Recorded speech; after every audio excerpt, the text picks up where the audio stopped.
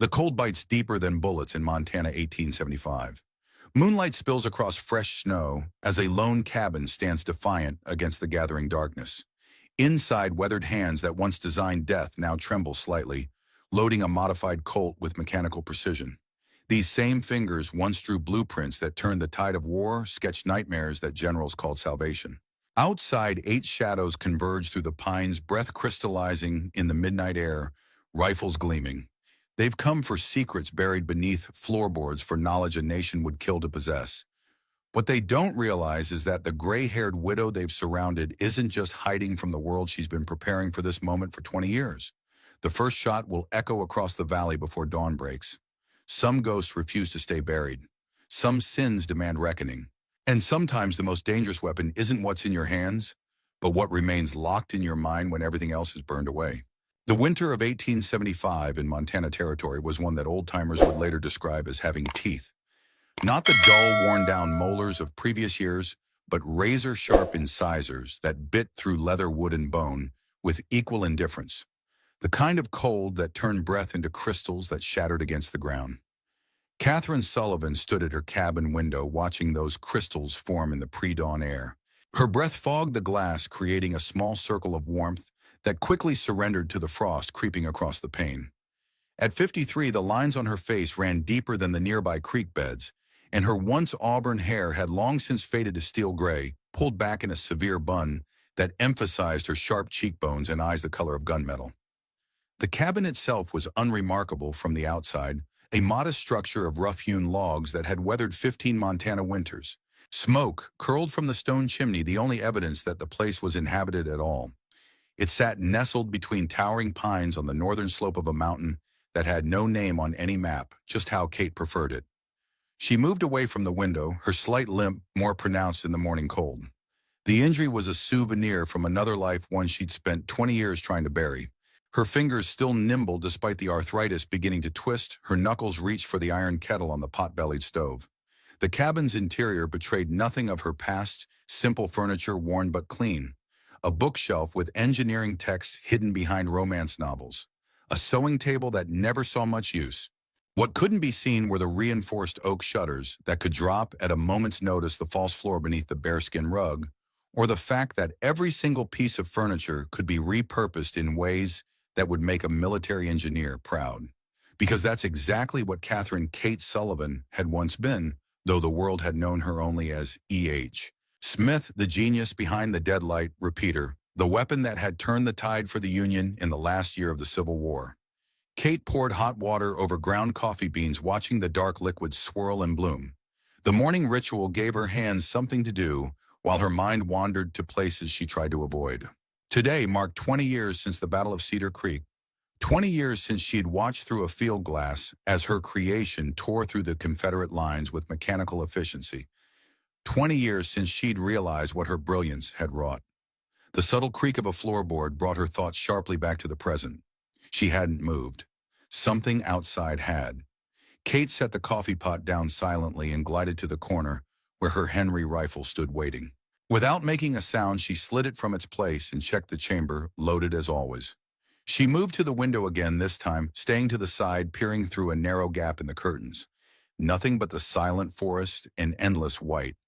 But Kate's instincts, honed through years of war and years of hiding, screamed a warning. The birds had gone quiet. She moved methodically through the cabin, checking each window in turn.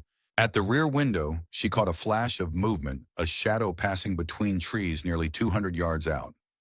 Too deliberate to be a deer, too cautious to be a friendly visitor. Kate's heart rate didn't change, but her mind accelerated, calculating angles, distances, and possibilities. By the time she climbed to the small attic and peered through the specialized viewing slit she'd built into the roof, she'd counted 8 men surrounding her cabin in a loose perimeter. 8 men with rifles, moving with the practiced coordination of those who'd hunted together before. Whether animals or people, she couldn't yet tell. Kate didn't panic. She'd been preparing for this day for 2 decades. The question wasn't whether someone would eventually find her, but who and why. She descended the ladder and moved to the stone fireplace, where she pulled a specific brick that revealed a small niche containing a brass spyglass. Back at the window, she studied each figure in turn. Most wore the nondescript clothing of frontier bandits, a patchwork of military surplus and civilian attire, weathered by hard living. But the eighth man positioned behind a massive pine about 100 yards from her front door stood differently. His long duster coat was well maintained, and even at this distance she could see the glint of what appeared to be a military-grade telescope as he studied her cabin. Kate's mouth tightened into a thin line. The leader, then, and not some random brigand, but someone with training. The way he positioned his men confirmed it. They had established overlapping fields of fire that covered every approach to the cabin. She was trapped. Her first instinct was to run to use the escape tunnel she'd painstakingly dug beneath the root cellar, but the rational part of her mind, the part that had once calculated bullet trajectories and powder loads with mathematical precision, knew it was too late. The snow would make tracking her trivial, and outrunning 8 armed men in this terrain was impossible for a woman her age, which left only one option: make them regret finding her. Kate moved with newfound purpose. From beneath the floorboards came a wooden box, its brass hinges gleaming dully in the firelight. Inside lay a Cold Army Model 1860 revolver, immaculately maintained and modified with her own improvements. A lighter trigger, pull custom grips that fit her smaller hands, and a loading mechanism that allowed for faster reloads.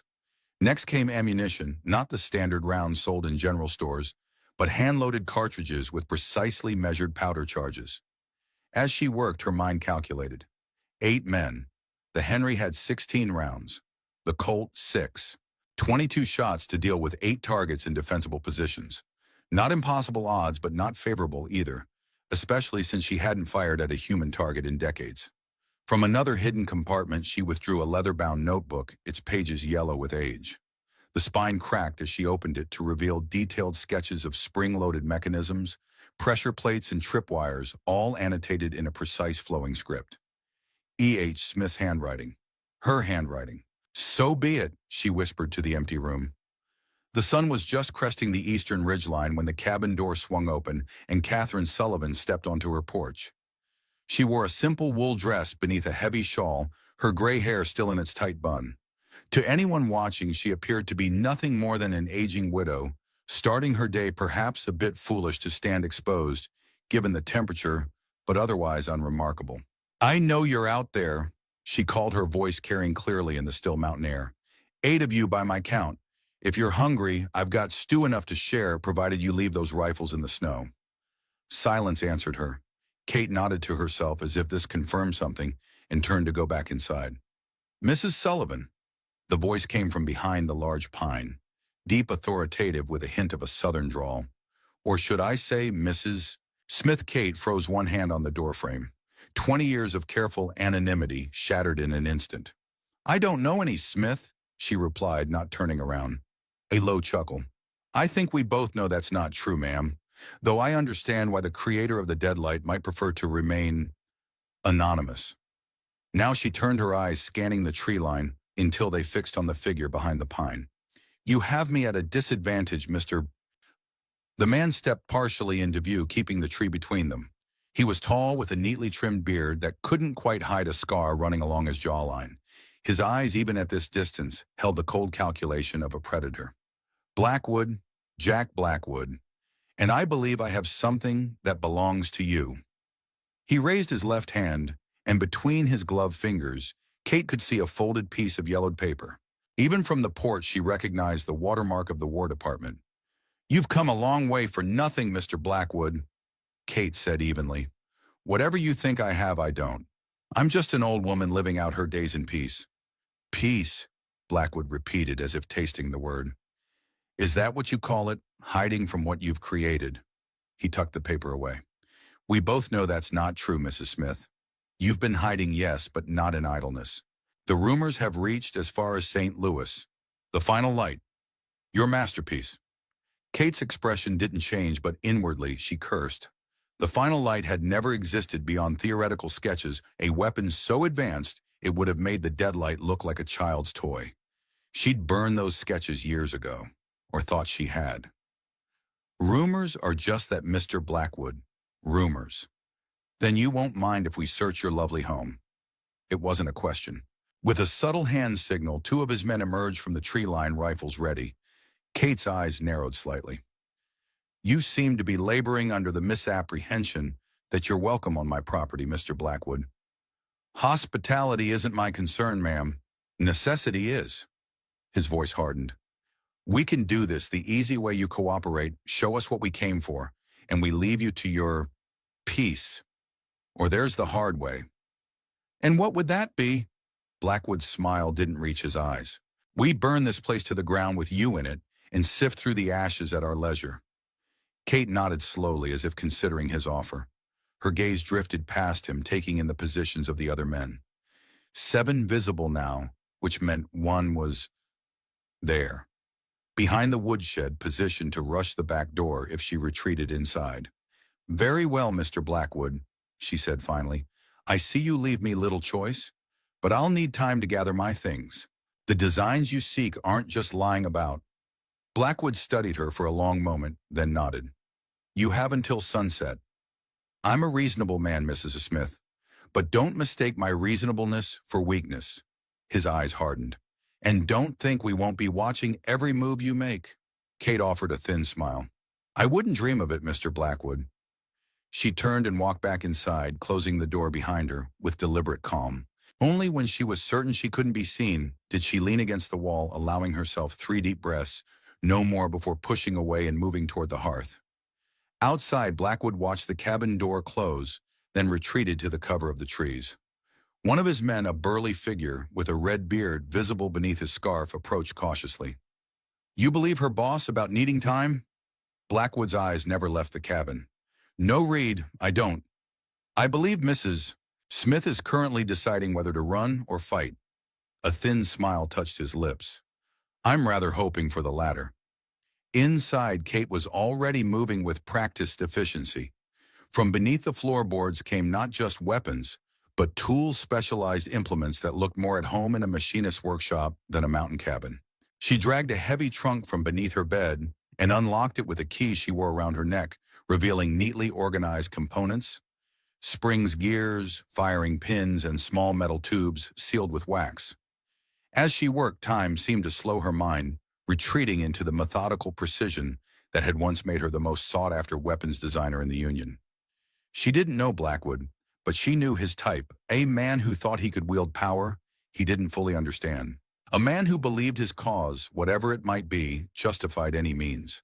She'd met dozens like him during the war, generals and colonels who spoke of glory while sending men to die by the thousands, politicians who commissioned weapons of increasing lethality while speaking of peace.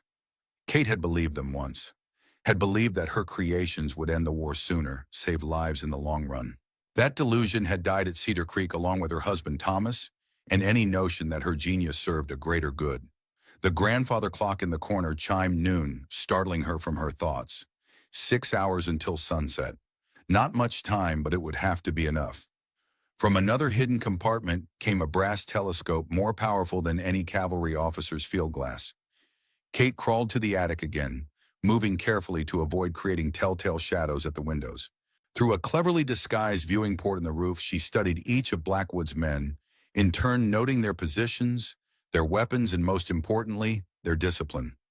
Most appeared to be standard frontier toughs, but 3 stood out. Blackwood himself, of course, with his military bearing and calculating gaze.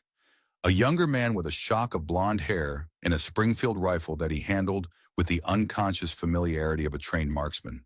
And a third, slighter than the others, features obscured by a wide-brimmed hat and scarf, who moved with a careful economy that spoke of experience. Kate committed their positions to memory, then retreated downstairs to continue her preparations. The false bottom of her hope chest yielded coils of thin wire and glass bottles filled with kerosene. From behind the bookshelf came packages wrapped in oilcloth, which she opened to reveal clay-like bricks that gave off a faint chemical smell. By mid-afternoon, she had transformed her simple cabin into an elaborate trap.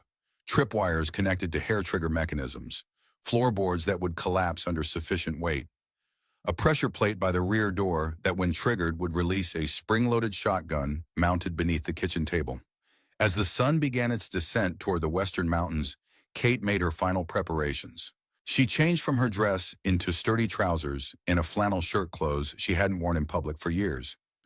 Over these went a leather vest with multiple pockets, each containing necessary tools or ammunition. Her gray hair remained in its tight bun, but now she wore a wool cap pulled low over her brow.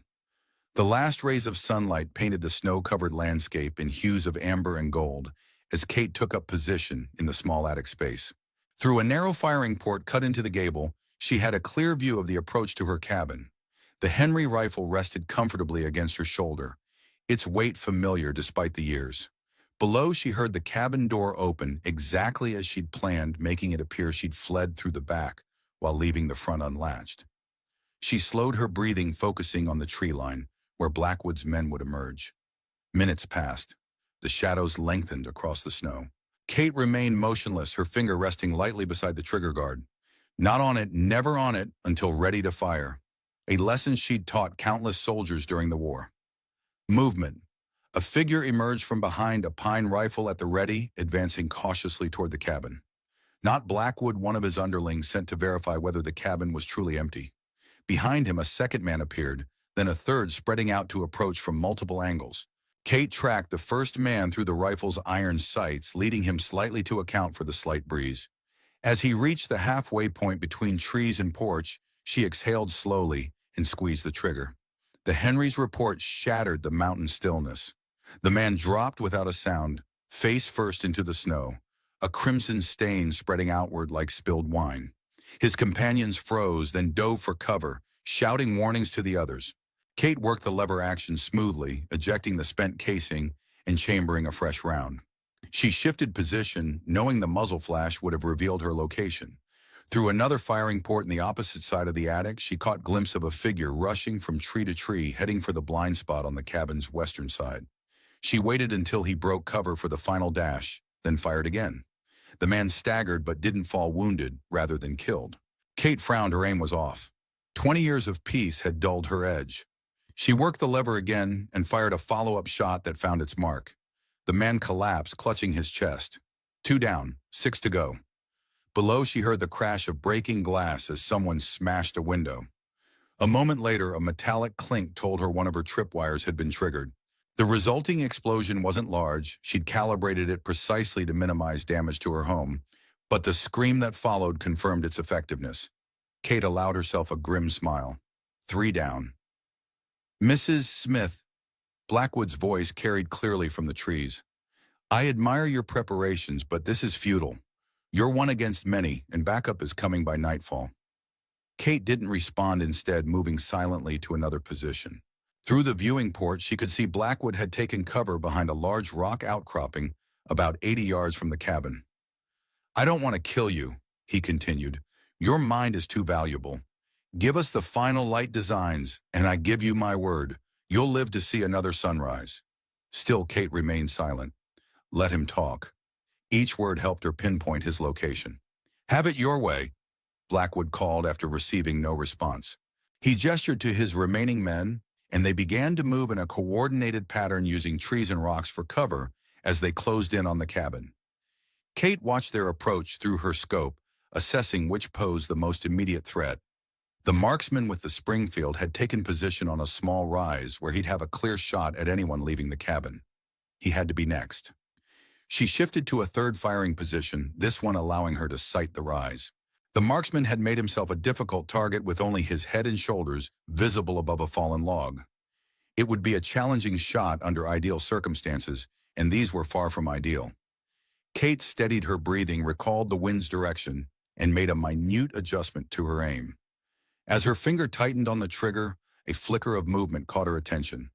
Another of Blackwood's men had reached the cabin's porch. She swung the rifle back toward the cabin, but too late. The man had already kicked in the front door and disappeared inside. Kate cursed under her breath. She had seconds before he discovered the attic access. Abandoning stealth, she moved quickly to the trap door, removed the Colt from its holster, and aimed downward. When the ladder rattled with the weight of someone climbing, she fired twice in rapid succession. A grunt of pain, followed by the thud of a body hitting the floor, told her at least one shot had found its mark. But now her position was fully compromised. Kate grabbed a small leather sack from beside her and dumped its contents, metal caltrops, down through the trap door, then retreated to the far side of the attic. From her vest, she withdrew a small device of her own design, a modified percussion cap attached to a timing mechanism. She set it for 30 seconds, placed it beside a bundle of kerosene-soaked rags, and moved to the roof access panel. Cold air rushed in as she pushed it open and clambered onto the sharply pitched roof. Snow made the wooden shingles treacherous, but Kate moved with the confidence of someone who had rehearsed this exact scenario. At the rear of the roof, a rope was already secured around the chimney, its length carefully measured to reach the ground. As she prepared to descend, a rifle shot cracked the air. Splinters flew from the roofline inches from her head. The marksman on the rise had spotted her. Kate dropped flat against the roof's surface, making herself as small a target as possible. Another shot closer this time. She couldn't stay here, but descending the rope would make her an easy target. Inside the attic, her timer would be reaching its final seconds. Kate made a split-second decision. Instead of climbing down, she rolled sideways, gathering speed as she approached the edge of the roof, and launched herself into space just as a third shot splintered the shingles where she'd been lying. For one terrifying moment, she was airborne over the snow-covered ground 15 feet below. Then she crashed into the pine boughs she'd carefully positioned the previous autumn, breaking her fall, but not without cost. Pain lanced through her left shoulder as branches scraped and tore at her skin. Behind her, the attic erupted in flames as the timer reached zero, igniting the kerosene-soaked rags. The diversion worked, all eyes turned to the suddenly burning cabin roof. Kate rolled from the boughs into deeper snow, using the momentary distraction to make for the tree line. At 53, she was no longer as fast as she once had been, but fear and determination lent speed to her legs. She reached the first trees just as shouts alerted her that she'd been spotted. Bullets thudded into tree trunks around her as she weaved through the forest, following a path only she knew. 20 yards in, she reached a massive fallen pine, its trunk hollowed by rot and weather. Kate ducked inside the natural tunnel, crawling through pitch darkness until she emerged on the other side, now headed at a 90-degree angle from her original course. The sounds of pursuit grew fainter as Blackwood's men continued in the wrong direction. Kate allowed herself a moment to catch her breath, wincing at the pain in her shoulder. A quick examination revealed numerous scratches, but no serious injuries. She'd been lucky. Before continuing, she checked her weapons. The Henry still had 11 rounds and the Colt 4, 15 shots for the 5 men she believed remained. Better odds, but still dangerous, especially as darkness approached. From her vantage point, she could see her cabin was now fully aflame, the fire spreading rapidly from the attic to the main structure. Kate felt a pang of loss. 20 years of hiding, of building a life consumed in minutes. But the fire served another purpose. It would destroy any trace of her work, including the decoy plans she'd left in an obvious hiding place beneath the kitchen floorboards. The real plans, or what remained of them, were elsewhere, and far more dangerous than Blackwood could imagine. As twilight deepened into true darkness, Kate circled back toward the burning cabin, staying within the tree line. Blackwood's men had regrouped near the fire, their faces illuminated by the flames as they gestured angrily. Blackwood himself stood slightly apart, his expression unreadable as he stared into the inferno. Kate raised her rifle, sighting on Blackwood. One shot would end this, but as her finger tensed on the trigger, something made her hesitate. Not mercy, she'd left that behind with E.H. Smith, but calculation. She didn't know why Blackwood wanted the final light designs, or who he represented. Killing him might only bring others. Instead, she shifted her aim to the figure standing nearest to Blackwood, the slighter one she'd noted earlier now, with scarf pulled down to reveal a remarkably young face. Something about the way the youth carried himself reminded her of the cadets she'd once instructed at West Point. Before the war made her talents too valuable for teaching. Kate exhaled and squeezed the trigger. The bullet struck not the youth but the ground at his feet, sending up a spray of snow and dirt. Exactly as intended, a warning shot. The group scattered immediately, diving for cover. All except Blackwood, who stepped behind a tree but continued to scan the darkness with remarkable composure. "Still alive, Mrs. Smith," he called out. "I'm impressed. But this changes nothing. The designs belong to the future, not buried in your past." Kate remained silent, already moving to a new position. As she circled through the trees, a flicker of movement caught her eye, one of Blackwood's men trying to flank her position. She raised the Henry and fired without breaking stride. The man crumpled into the snow. 4 left. The night deepened, and with it the cold intensified. Kate had dressed for combat, not survival, and soon the chill began to seep into her bones. She needed shelter, and soon. But her home was now a pyre, visible for miles, and returning to any of her known caches would lead Blackwood straight to her. As she considered her options, a voice spoke from the darkness behind her. "Don't move, Mrs. Smith." Kate froze, cursing her carelessness. She'd been so focused on tracking Blackwood that she'd allowed someone to get behind her. Slowly, she turned her head to see the young man she'd fired a warning shot at earlier, now holding a pistol aimed squarely at her chest. His hands were steady, his eyes hard in the moonlight. "You missed your chance, ma'am," he said. "Should have killed me when you had the shot." Kate studied him for a moment. Up close, he was even younger than she'd thought, perhaps 20, with a dusting of blonde beard on his chin and haunted eyes that had seen too much for his years. "I never miss sun," she replied quietly. "Not when I'm aiming to kill." Confusion flickered across his face, quickly replaced by wariness. "Then why?" "Because you remind me of someone." Kate's voice was soft, but clear in the frigid air. "Someone who deserved better than what this world and people like me gave him." The young man's expression darkened. "You don't know anything about me, old woman. I know you're working for Blackwood. I know you handle that Springfield like it's an extension of your arm, which means you served. And I know by your age that you either lied to enlist at the end of the war, or you've been fighting in smaller conflicts since." Kate held his gaze steadily. "How am I doing so far?" His jaw tightened, but he said nothing. "What's your name, son?" Kate asked. A pause, then, William Foster." "Well, William Foster, you have a choice to make. You can pull that trigger and take me to Blackwood, who will either kill me or force me to create something that will get a lot more people killed. Or you can walk away from this mountain and never look back." William's hand trembled slightly, then steadied. "It's not that simple." "It never is," Kate agreed. "But I'm offering you a chance. I didn't give many others a chance to avoid having blood on your hands that never washes off." For a long moment they stood in silence, breath misting in the space between them. Then slowly William lowered his pistol. "He'll kill me if I don't bring you in," he said. "Then don't go back to him," Kate replied. She nodded toward the east. 3 miles that way, there's a trapper's cabin. Old man named Erickson. Tell him Catherine sent you, and he'll give you food and a horse. After that, you're on your own." William stared at her, conflicted. "Why would you help me?" Kate's smile held no joy.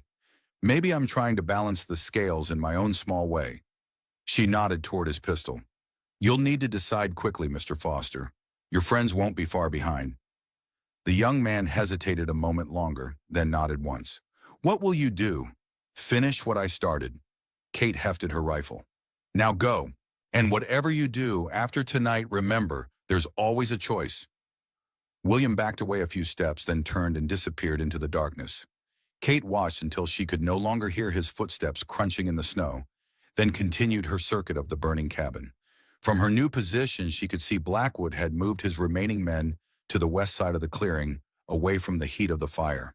3 figures huddled together while Blackwood himself stood apart, gazing into the forest with the intensity of a wolf scenting prey. Kate settled behind a fallen log, steadying her rifle for what she hoped would be a decisive strike. 3 rounds in quick succession, one for each of the huddled men before Blackwood could react. But as she aligned her sights, a voice called out from behind the group. "Blackwood, I found something." A figure emerged from the shadows carrying a metal box, one of Kate's storage containers, salvaged from the burning cabin. The man set it on a stump and stepped back as Blackwood approached. Kate shifted her aim, ready to fire at the box itself, rather than waste bullets on men. If they opened it without proper precautions? Blackwood knelt beside the box, examining it carefully before attempting to open it. To Kate's surprise, he handled it with the respect of someone familiar with demolitions, keeping his body angled away, using a tool rather than his fingers to probe the latch. When the lid finally swung open, Blackwood's face was illuminated by the distant firelight. What had been impassive calculation transformed into something Kate hadn't expected: naked grief. Inside the box lay not weapons plans, but a collection of personal items. A tarnished silver pocket watch, a daguerreotype in a simple frame, and a folded Union uniform jacket with lieutenant's bars. Thomas Sullivan's belongings. Her husband's effects returned to her after Cedar Creek with a letter of condolence she'd read so many times the paper had disintegrated along its fold lines. Blackwood reached into the box with unexpected gentleness and lifted the watch, turning it over in his hands.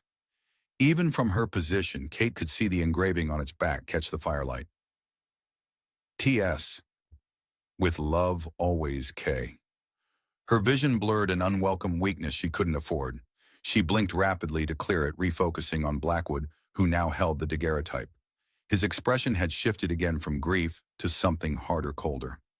Kate adjusted her aim, centering the crosshairs on his chest. One shot, one more death in a lifetime of them.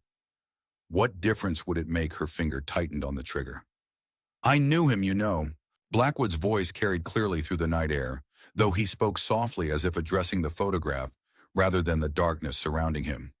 Lieutenant Sullivan, he saved my life at Spotsylvania, dragged me behind a stone wall when Confederate artillery opened up on our position. Blackwood carefully returned the photograph to the box. Never got to thank him properly. By the time I recovered from my wounds, he'd been transferred to a different regiment. And then, Cedar Creek. Kate's finger eased off the trigger, her mind racing. Could it be true Thomas had never mentioned a Blackwood in his letters? But then he had written of saving a wounded captain during the Spotsylvania campaign, a man whose name he didn't know pulled unconscious from the field during a chaotic retreat. He was a good man, Blackwood continued, still speaking to the night. Better than most.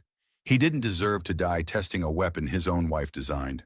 The words struck Kate like a physical blow. How could Blackwood know that the circumstances of Thomas's death had been classified officially? He died leading a charge, not testing a prototype of the deadlight that had malfunctioned catastrophically, killing him and 3 other officers instantly.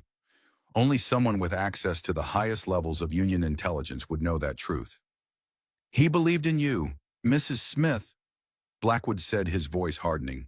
Believed your work would save lives in the long run. I wonder if he'd still believe that if he'd lived to see what the deadlight did at Cold Harbor. Or Petersburg. Kate's hands trembled on the rifle. Cold Harbor. 10,000 Union casualties in 20 minutes, many from deadlight repeaters that had been rushed into production without the safety mechanisms she'd specified. Petersburg, where Confederate prisoners had been mowed down after surrendering the deadlight's mechanical efficiency, turning slaughter into something approaching an industrial process. I didn't, she began, then caught herself. She was giving away her position, but Blackwood had heard.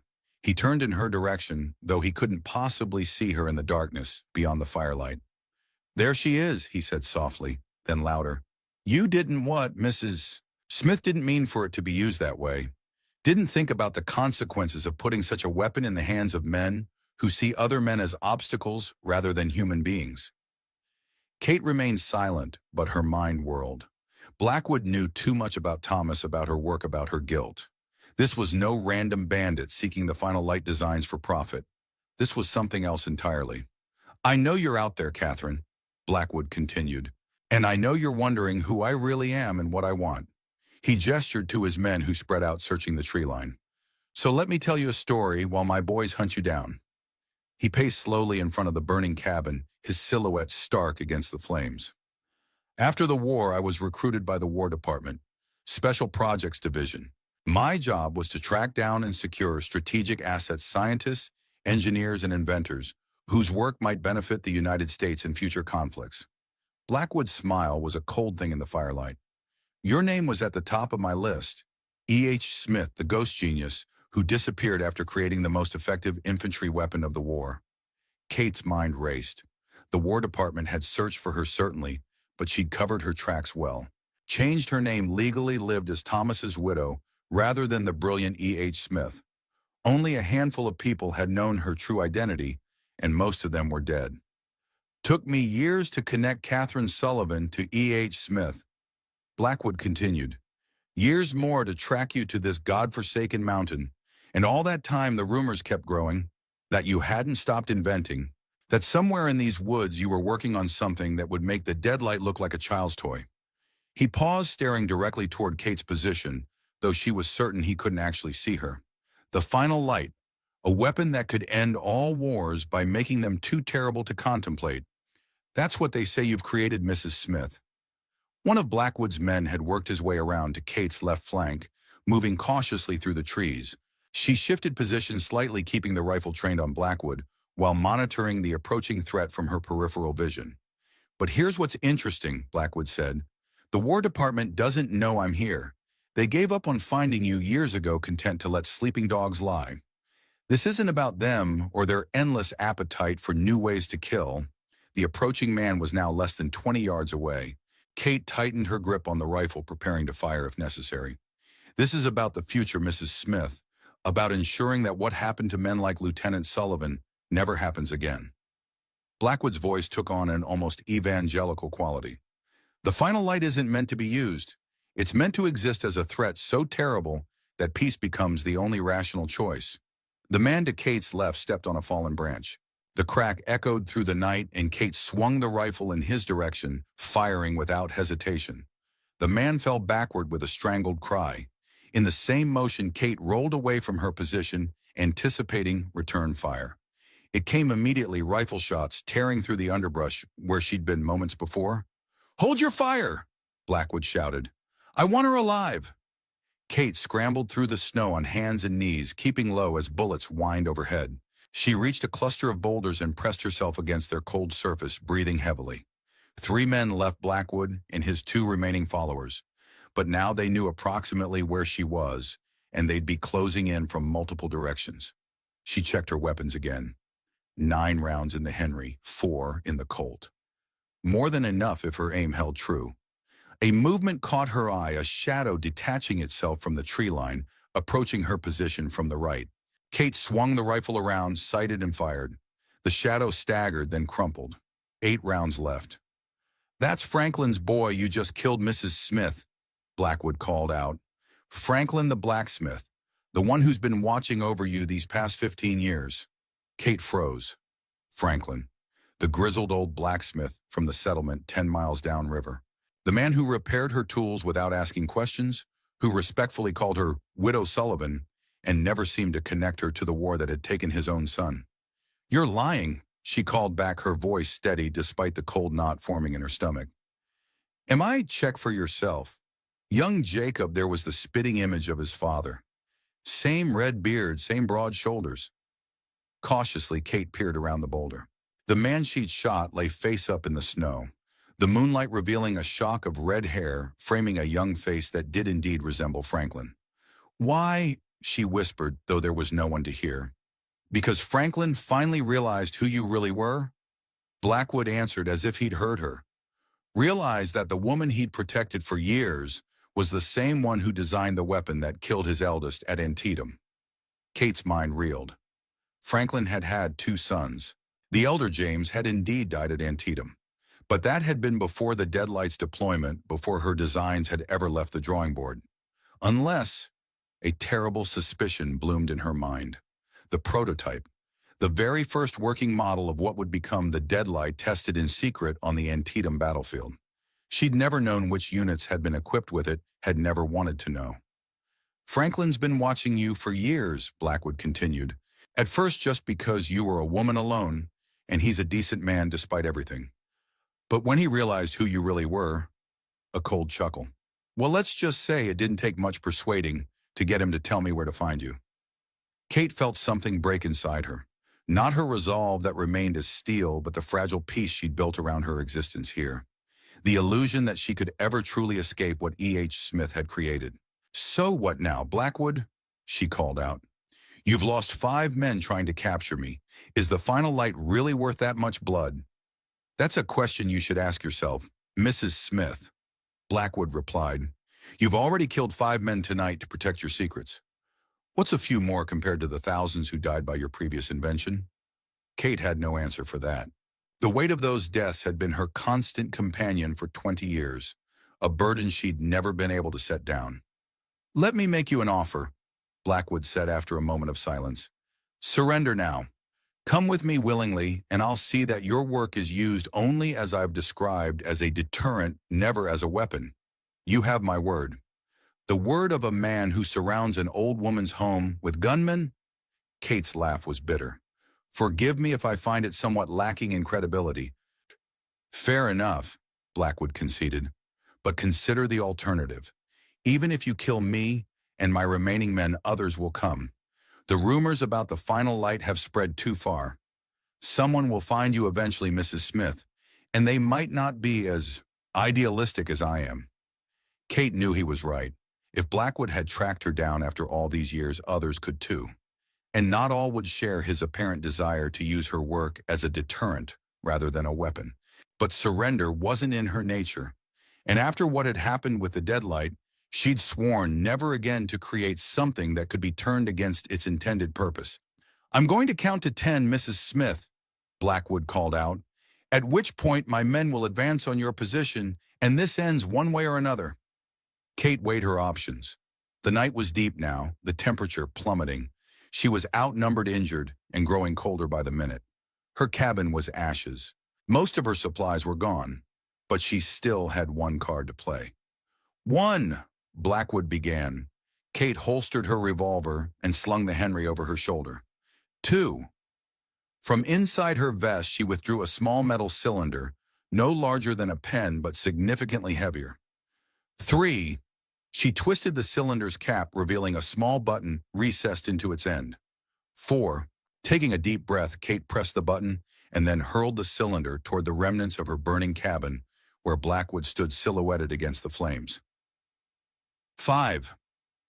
The cylinder arced through the night air, landing in the snow near the cabin's foundation with a soft plop.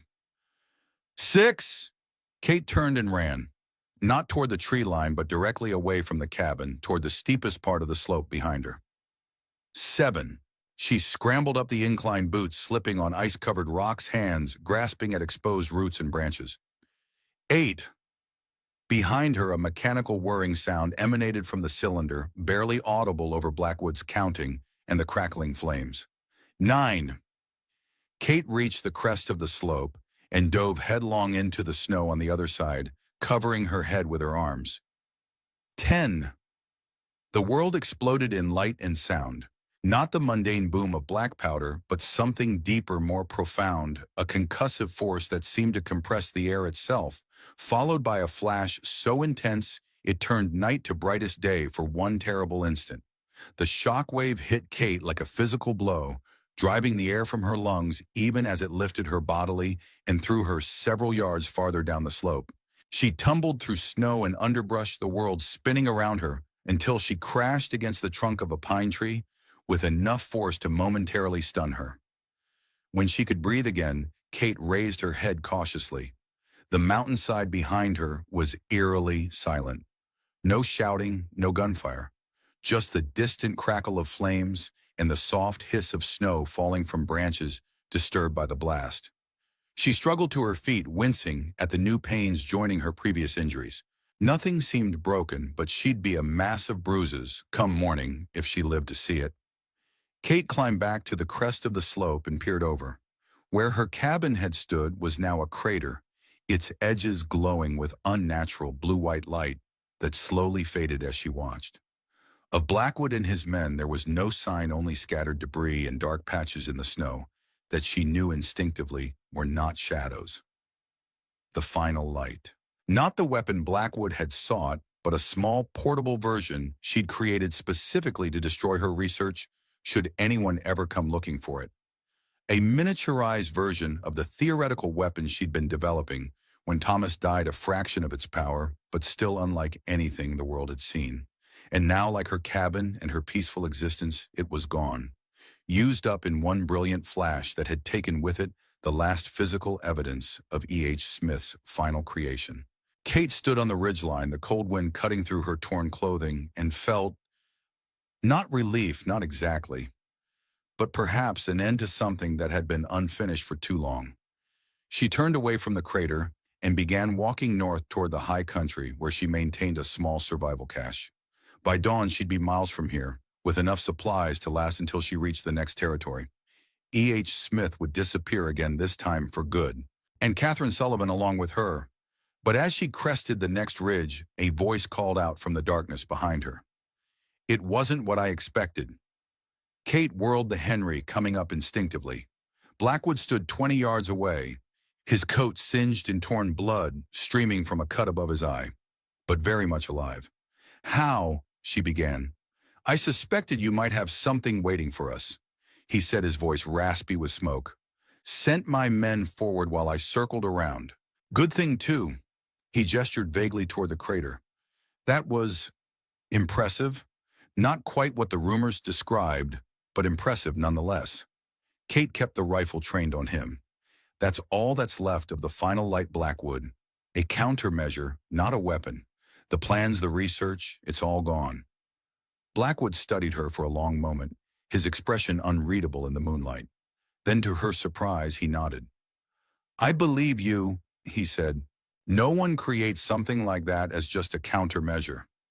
He took a step forward, then swayed, clearly injured, worse than he appeared. But you're wrong about one thing, Mrs. Smith. It's not all gone. Not as long as you're alive. He tapped his temple. It's all still in there. And there are people who would extract it from you by any means necessary. Kate's finger tensed on the trigger. One shot, and it would truly be over. But Blackwood raised his hands, showing they were empty. I'm not here to capture you anymore. That explosion convinced me of something I'd already begun to suspect: the world isn't ready for the final light. Maybe it never will be. Then what do you want? Kate demanded. To offer you a choice, Blackwood replied. The same choice I suspect you've been wrestling with for 20 years. Whether your genius belongs to the future or should die with the past. He lowered his hands slowly. I can help you disappear, Mrs. Smith. Really disappear, not just hide in the wilderness until the next person tracks you down. New identity, new life far from here. Somewhere the ghosts of Cedar Creek and Antietam can't follow. Kate's laugh was bitter. And why would you do that? Because I owe a debt to Lieutenant Sullivan, Blackwood said simply. And because I've seen what your work can do, both the intended and unintended consequences. He took another unsteady step forward. Or you can pull that trigger and we both die here. You from exposure; if nothing else you're injured, it's below zero, and the nearest settlement is miles away. Kate held the rifle steady, but doubt had crept into her determination. Not because of Blackwood's offer, which she didn't trust for a moment, but because of something else he'd said. The world isn't ready for the final light. Maybe it never will be. It was the same conclusion she'd reached after Thomas's death. The same reason she'd buried E.H. Smith and become Catherine Sullivan, widow and recluse. How do I know this isn't another trap? She asked. Blackwood's smile was weary. You don't. But consider this: if I wanted you captured, I could have brought 20 men instead of 8. Could have surrounded this mountain with a company of soldiers. The fact that I didn't should tell you something about my intentions.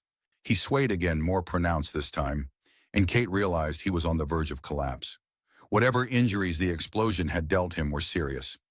I don't trust you, Blackwood, she said finally, but I also don't see the point in another death tonight.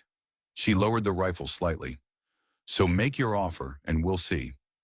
Blackwood nodded, then staggered to a nearby log and sat heavily. 3 days' ride from here, there's a man named Samuel Parker in a town called Redemption. Former Union cavalry, now works as a stage agent. He can get you papers, transportation, a new identity, everything you need to vanish. And why would this Parker help me? Because he was at Cedar Creek too. Was supposed to be in the group testing your prototype, but fell ill that morning. Watched his friends die instead. Blackwood's breath came in labored gasps now. He's been helping people disappear since the war. People who need a fresh start. Kate studied him skeptically. And what do you get out of this arrangement? The satisfaction of knowing the final light died here tonight, Blackwood replied, and the chance to repay a debt to a good man who deserved better than he got.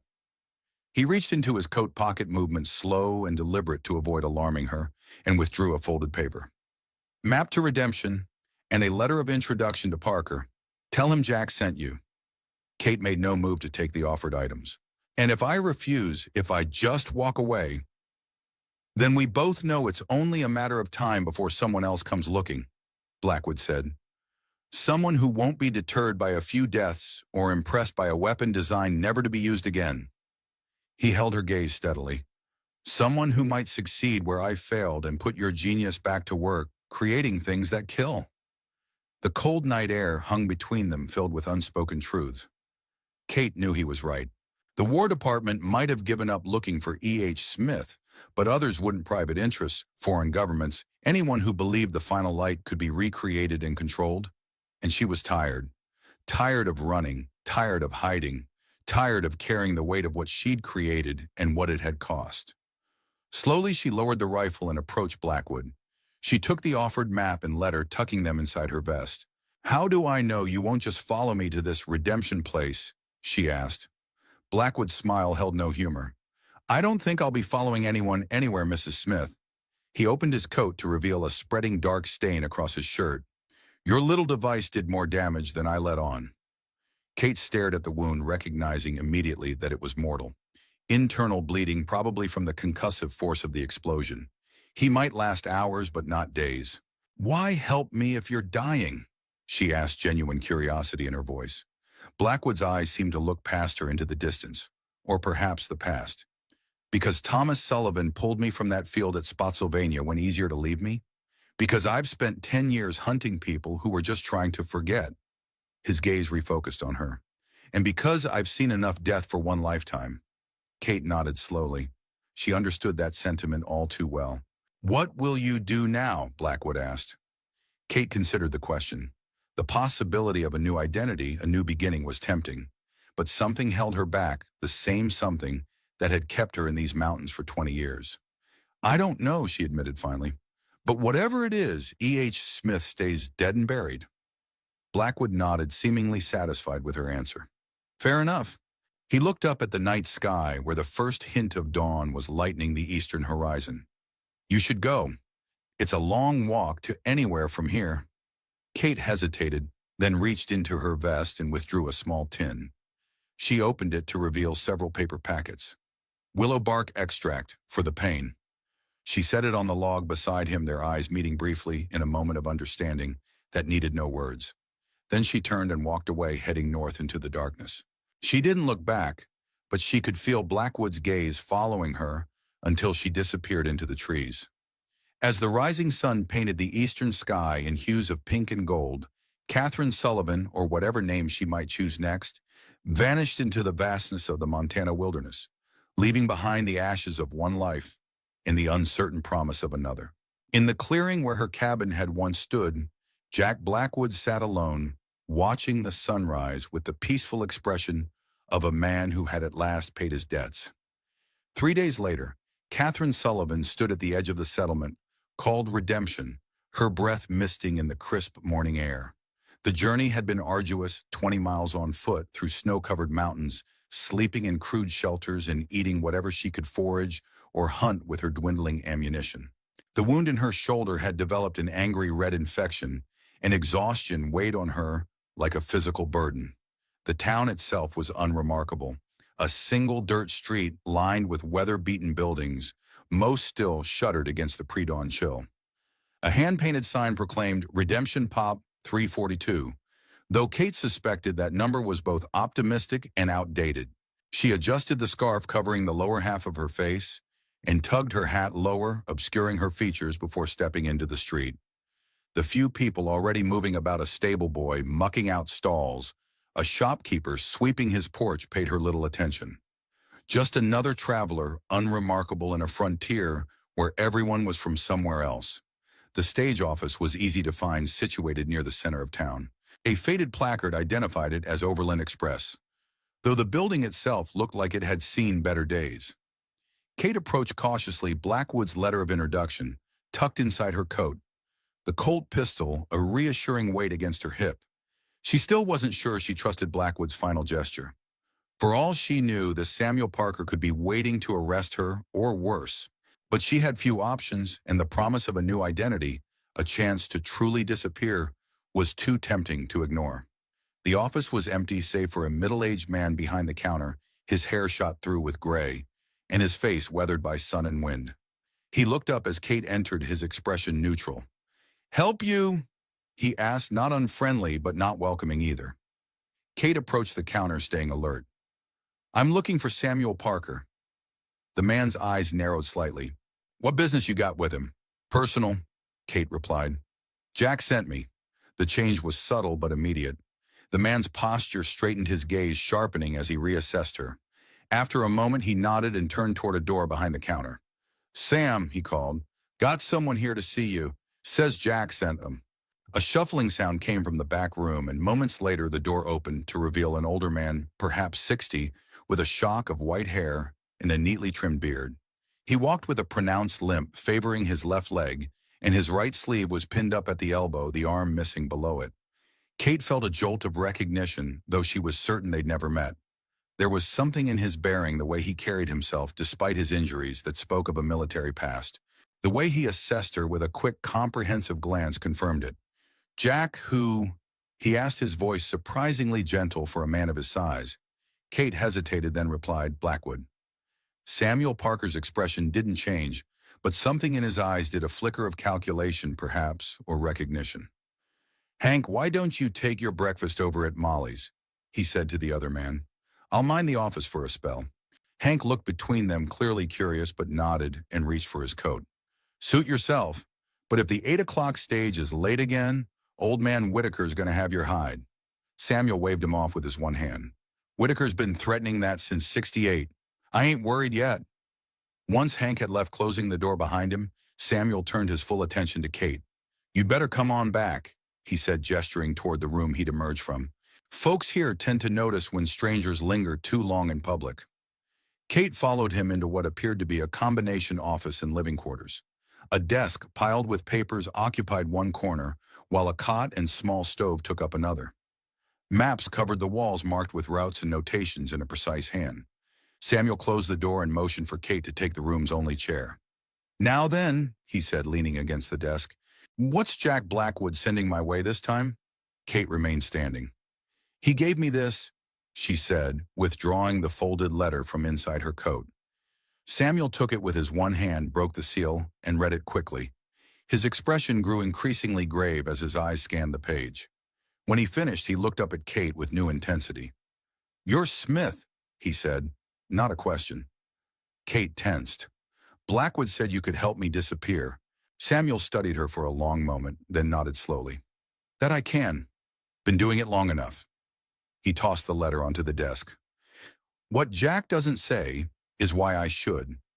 Man like him doesn't send someone like you my way without good reason." "He said you were at Cedar Creek," Kate replied carefully, "that you were supposed to be in the group testing the Deadlight prototype." Samuel's face hardened. "That's right. Woke up with dysentery that morning. By noon, my entire squad was dead. Lieutenant Sullivan, Corporal Hayes, Private Miller." He trailed off, his gaze distant. "Good men, all of them." Kate swallowed, fighting to keep her expression neutral. "I'm sorry for your loss." "Are you?" Samuel's voice was suddenly sharp. "The great E.H. Smith, sorry for the collateral damage of her brilliant invention?" He pushed off from the desk, his movements agitated despite his limp. "Do you have any idea how many men died because of that weapon? Not just from enemy fire, but from the damn thing misfiring or exploding in their hands because it was rushed into production?" Kate felt the familiar weight of guilt pressing down on her, but she met his gaze steadily. "More than you know, Mr. Parker. I've counted everyone." In the fading light of a Colorado sunset, the final light cast its steady glow not as a weapon of destruction, but as the beacon of creation Thomas Sullivan had always envisioned. 20 years of hiding, 8 outlaws at her doorstep, a fortress turned to ash. The price Catherine Sullivan paid wasn't measured in bullets or blood alone, but in the weight of choices that haunted her from Cedar Creek to redemption. A genius who designed death found her redemption in refusing to let fear dictate humanity's future. A soldier who calculated casualties discovered purpose beyond following orders. And in their unlikely alliance, they forged something neither government nor greed could corrupt: a light that builds rather than burns. Perhaps there's poetry in how a widow's last stand against those who would weaponize her brilliance became the catalyst for a revolution of creation over destruction. How the hands that once drew blueprints for killing machines now sketch pathways toward healing. The final light was never truly about the technology itself, but about the human hearts that would wield it, and the difficult truth that our greatest inventions reveal not what we can make, but who we choose to be when standing at the crossroads of power and conscience. Some lights once kindled can never truly be extinguished. Something in her voice must have reached him. Samuel paused, studying her more carefully. "You're not what I expected," he said finally. "What did you expect? A man for starters." A ghost of a smile touched his lips. Though that explains a few things. The War Department was mighty secretive about E.H. Smith. Never allowed photographs, kept you away from the troops. He shook his head. Couldn't have the boys knowing a woman designed their weapons, I suppose? Kate didn't respond. She'd heard it all before from the generals who'd insisted her designs be attributed to a fictional male engineer, to the politicians who'd praised his genius while she stood anonymously in the background. Samuel sighed and gestured again to the chair. Sit down before you fall down, Mrs. Smith. You look half dead. This time Kate accepted, sinking gratefully into the wooden seat. The past 3 days had taken their toll, and the infection in her shoulder was sapping what remained of her strength. Just Kate, she said. Kate Sullivan. Samuel nodded. Thomas's wife. Should have made that connection years ago. He moved to a cabinet in the corner and withdrew a bottle of whiskey and 2 tin cups. You look like you could use this. He poured a generous measure into each cup and handed one to Kate. She accepted it with a nod of thanks but didn't drink immediately. So, Samuel said, settling himself on the edge of the desk. Jack wants me to help you disappear. Says in his letter that people are after your latest creation. He took a sip of whiskey. What's he calling it? The final light. Kate's expression darkened. It doesn't exist anymore. I destroyed it along with all the research. And Blackwood, dying last I saw him, caught in the destruction, she paused. He seemed at peace with it. Samuel nodded, unsurprised. Jack always did have a dramatic streak. Probably planned it that way. He studied her over the rim of his cup. The question is, what do I do with you now? Kate finally took a sip of the whiskey, the harsh liquor burning a path down her throat and settling warm in her stomach. Blackwood said you could provide me with a new identity. Papers, transportation. I can, Samuel confirmed. Been helping people start fresh since the war ended.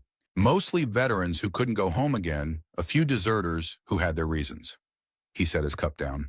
But yours is a special case, Mrs. Sullivan. The kind that could bring a lot of trouble down on this town if anyone comes looking. No one knows I'm here, Kate assured him. Blackwood was the only one who tracked me to Montana, and he's gone now. Samuel's expression suggested he wasn't convinced. Men like Blackwood don't work alone. He might have been the point of the spear, but there's usually a whole damn armory behind it. He leaned forward. So before I risk my neck and this town helping you, I need the truth. All of it. Kate hesitated, weighing her options. She'd spent 2 decades guarding her secrets, hiding from her past. But Samuel Parker had been at Cedar Creek, had lost friends to her creation. If anyone deserved the truth, perhaps it was him. The final light was real, she began slowly. But not in the way Blackwood thought. Not a weapon exactly, but a new kind of energy. Something I discovered by accident during the war, when I was working on improving the Deadlight's firing mechanism. She took another sip of whiskey, gathering her thoughts. It was unstable, unpredictable. The first test, that's what killed Thomas and the others at Cedar Creek. Not a misfiring prototype, but something else entirely. Something I couldn't control. Samuel's expression grew grave. And after the war, you kept working on it. Kate nodded. I couldn't stop, not because I wanted to create a weapon, but because I needed to understand what had happened, what had killed Thomas. Her voice softened. And because a part of me hoped it could be harnessed for something other than destruction. Energy like that, it could power cities, transform industries. But I realized it was too dangerous, that no matter how I tried to control it, to limit it, someone would eventually find a way to weaponize it. Kate's eyes met Samuel's. So I stopped, buried the research, created only enough to destroy everything if anyone ever came looking. Which is what happened with Blackwood, Samuel concluded. Yes.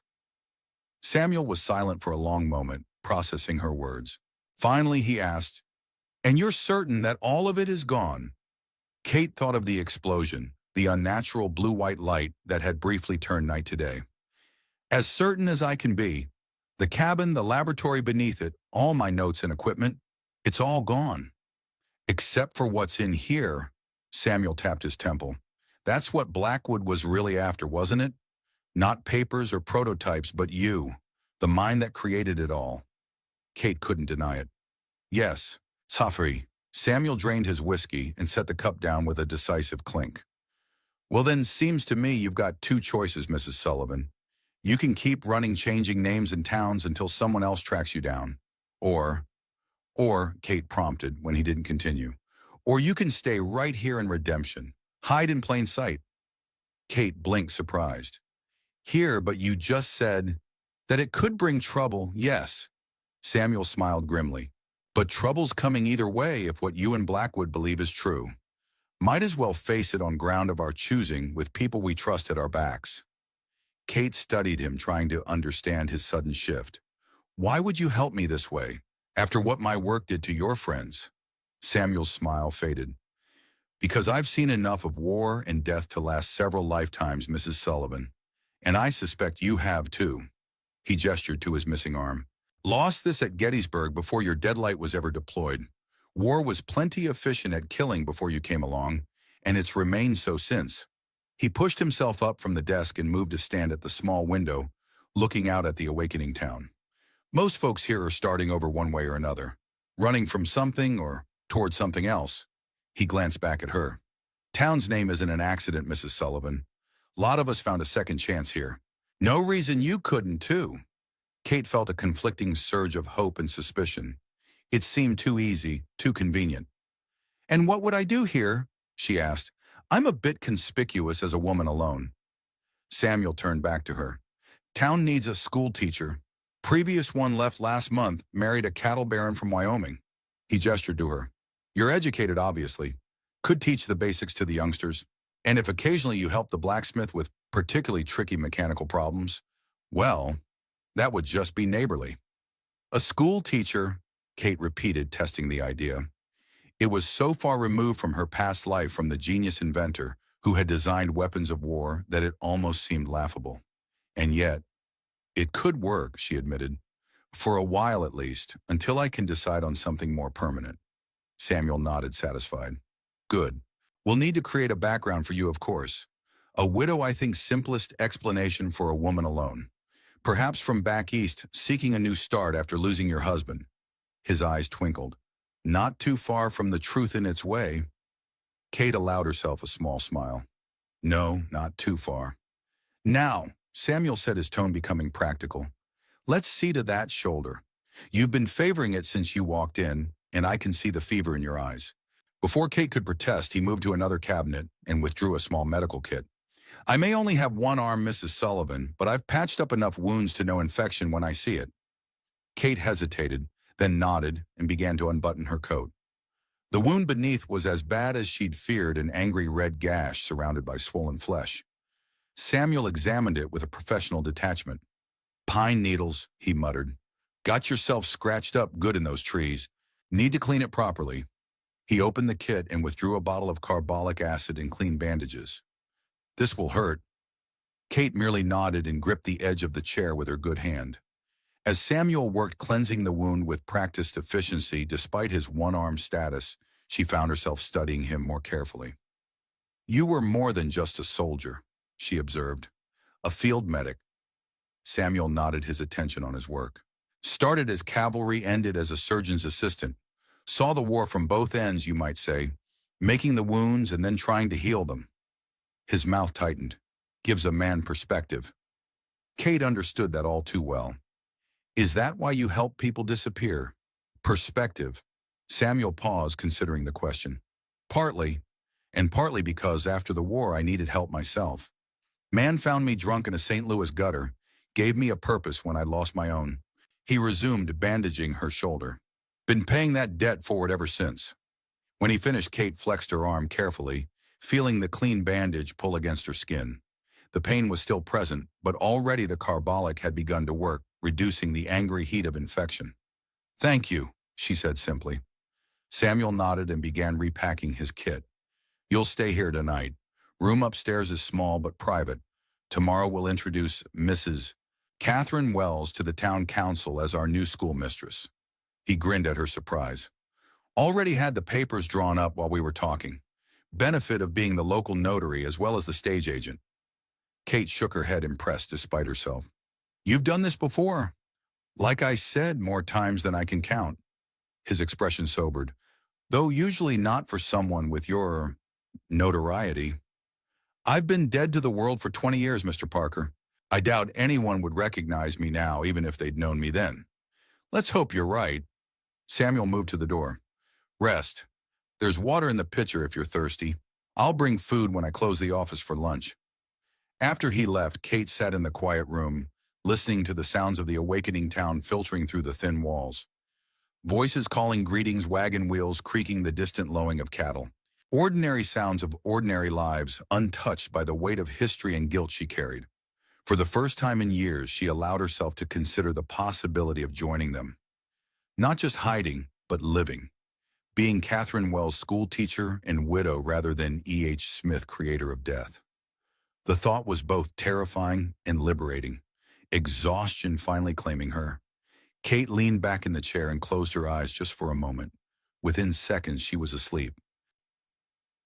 Catherine Wells became a fixture in redemption with surprising ease. The town council, desperate for an educated person to teach their children, asked few questions about her background. Samuel's introduction and forged references from a Boston academy were enough to satisfy them. Within a week, she found herself installed in a small house attached to the one-room schoolhouse, standing before 24 children of various ages and backgrounds. Teaching came naturally to her, much to her own surprise. The precision and patience required to design complex mechanisms translated well to explaining arithmetic and grammar to eager young minds. And if occasionally her examples drew from principles of physics or engineering, rather than the standard McGuffey reader, the children seemed all the more fascinated for it. Mrs. Wells called a freckled boy of about 10, hand raised high. "Why does the bullet go faster than the sound of the gun?" Kate paused at the chalkboard where she'd been explaining basic multiplication. The question was unexpected, especially from young Thomas Miller, a quiet child who rarely spoke in class. "That's an interesting question, Thomas," she replied carefully, "but perhaps not directly related to our mathematics lesson." "But it is math, ain't it?" the boy persisted. "Pa says it's about speed, and speed is distance over time, and that's math." Several other children nodded agreement, their eyes now alight with curiosity. Kate felt a familiar tug, the teacher's dilemma of whether to follow the planned lesson or seize on genuine student interest. "You're quite right," she conceded. "Speed is indeed a mathematical concept." She set down her chalk and faced the class. "The bullet travels faster than sound because of the different ways they move through air. Sound is a wave that needs the air to carry it, while the bullet is a solid object pushing through the air." She sketched quickly on the board a simple diagram showing the path of a bullet and the rippling waves of sound emanating from a rifle barrel. "Think of it like throwing a stone into a pond," she continued. "The stone moves through the water faster than the ripples it creates. The bullet is the stone, and the sound is the ripple." The children leaned forward, captivated.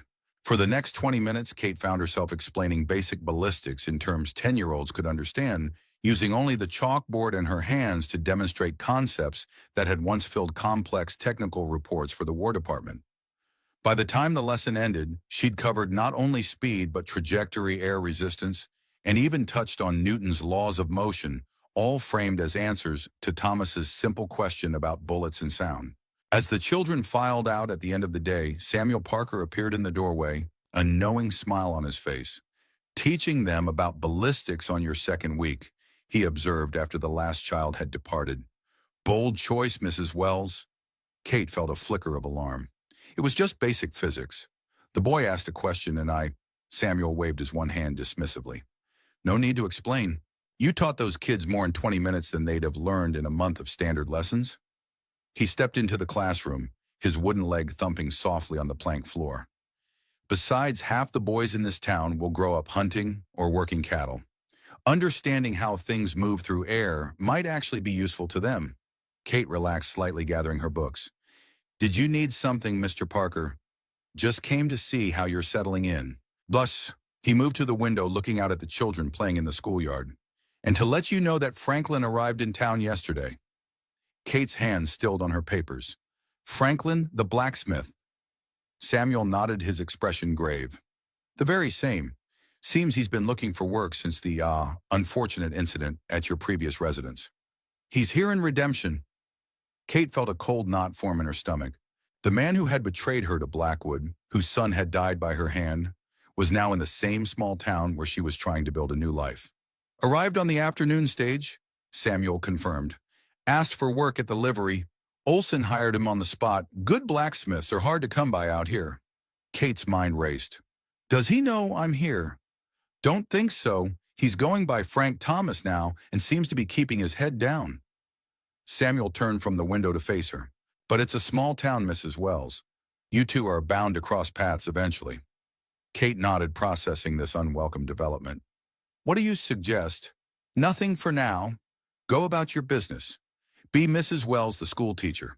Let me keep an eye on Franklin and see what he's really doing here. Samuel's face softened slightly. Could be just coincidence, you know.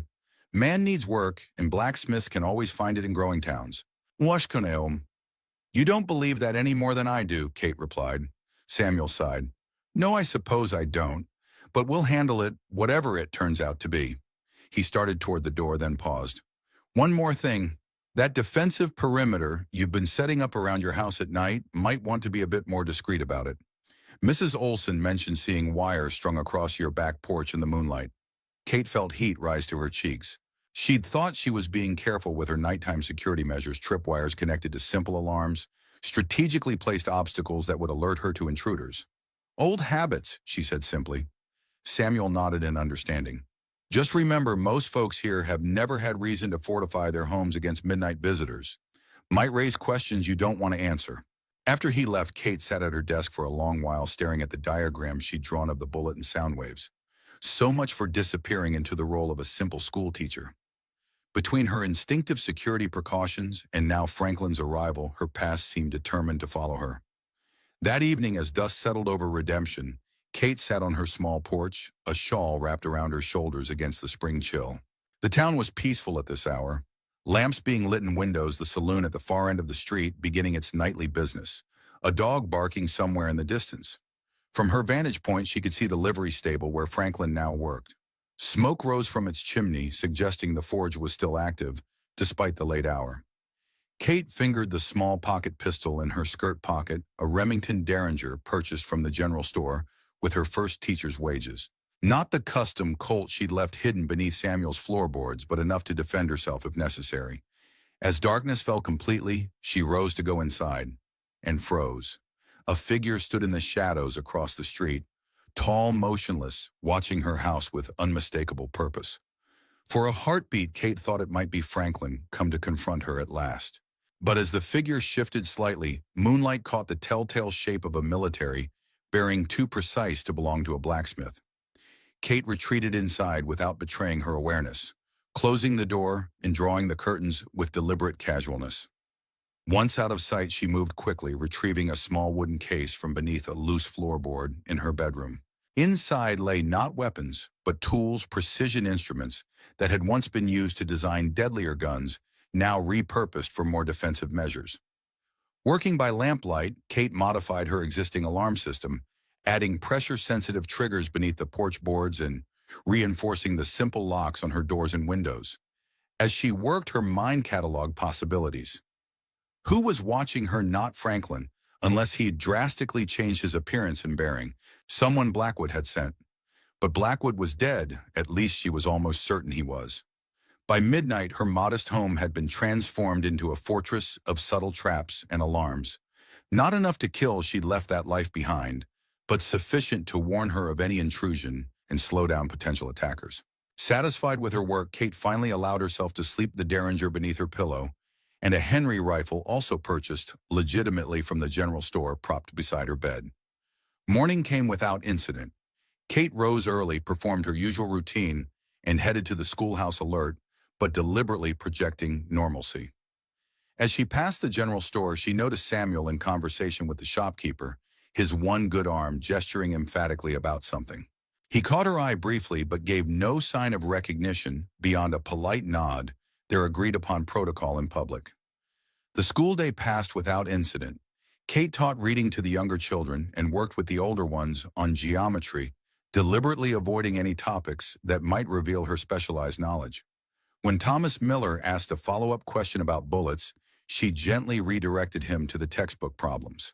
As the children departed, Kate remained at her desk grading papers and delaying her return home. The figure watching her house the previous night had unsettled her more than she cared to admit even to herself. After 20 years of isolation in the mountains, the complex social environment of even a small town like Redemption felt overwhelming. Threats could come from any direction, and she had no wilderness to retreat into. Mrs. Wells. Kate looked up to find a woman standing in the schoolhouse doorway, perhaps 30, with dark hair pulled back in a severe bun and eyes that seemed too old for her face. She wore men's trousers and a worn canvas jacket, the kind of practical frontier attire that raised eyebrows but was often necessary for women who worked alongside men. "Yes," Kate replied, setting down her pen. "Can I help you?" The woman stepped inside, closing the door behind her. Her movements were fluid, economical, reminding Kate of cavalry officers she'd known during the war. "My name is Abigail Reed," the woman said. "I've recently arrived in town and heard you were in need of assistance with the school." Kate studied her carefully. There had been no posting for a teaching assistant, no discussion of additional help at the school board meeting. "I'm afraid you've been misinformed, Miss Reed," she said evenly. "The school's budget barely covers my salary, let alone an assistant." Abigail Reed smiled, though it didn't reach her eyes. "I'm not looking for payment, Mrs. Wells. Let's just say I have an interest in education." She moved further into the room, her gaze sweeping over the desks, the chalkboard, the modest bookshelf, assessing, calculating. Kate recognized the look. This was no aspiring teacher. "Who are you really?" Kate asked quietly, her hand slipping beneath her desk to where she'd concealed the derringer. Abigail Reed's smile faded. "Someone who knows who you are, Mrs. Smith. Or should I call you E.H.?" Kate kept her expression neutral, though her heart began to race. "I don't know what you're talking about. My name is Catherine Wells." "Of course it is," Reed replied, her voice laced with sarcasm. "Just as mine is Abigail Reed, and not Corporal Rebecca Abrams, 3rd Massachusetts Sharpshooters." She pulled a chair from the nearest desk and sat uninvited. "You designed the rifle I carried during the Petersburg campaign. Long barrel, modified stock, improved sight alignment. Killed 27 Confederate officers with it before taking a bullet myself at Cold Harbor." Kate's mind worked furiously. If this woman truly had been a sharpshooter in the Union Army, she was among the few female soldiers who had managed to enlist by disguising their gender, and even fewer who had been assigned specialized weaponry. "I'm sorry for your injury," Kate said carefully, "but I'm afraid you have me confused with someone else." Reader Abrams laughed, a short, harsh sound. "Blackwood said you'd deny it. Said you'd been living as a ghost for so long, you'd forgotten how to be anything else." At the mention of Blackwood, Kate's blood ran cold. "Blackwood is dead." "Is he?" Reed raised an eyebrow. "Funny how certain you sound about that." The implication hung in the air between them. Kate had left Blackwood bleeding in the snow, but she hadn't waited to confirm his death. Had never seen a body. "What do you want?" Kate asked, finally abandoning the pretense. Reed leaned forward. "The same thing Blackwood wanted, the final light. But unlike him, I don't plan to use it as a deterrent or a bargaining chip. I want it destroyed, all of it, including the knowledge in your head." Kate blinked, genuinely surprised. "You want to kill me, if necessary."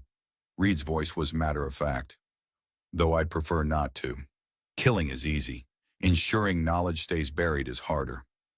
"I've already destroyed everything," Kate said. "The cabin, the research, all of it.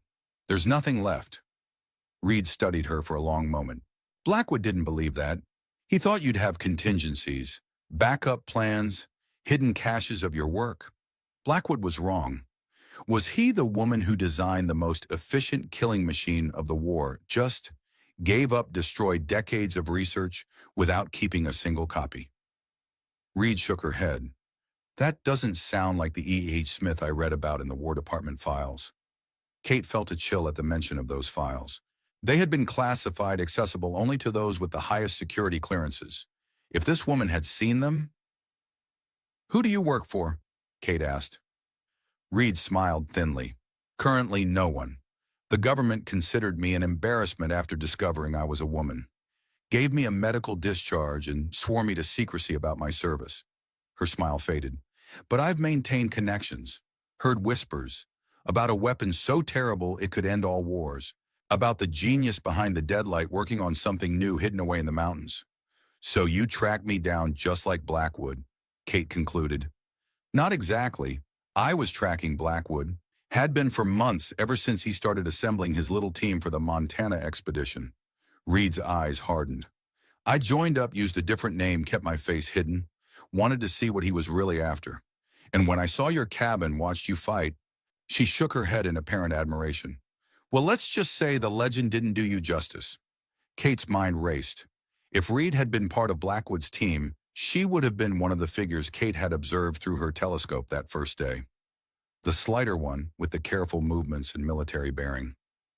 You were there, Kate said slowly.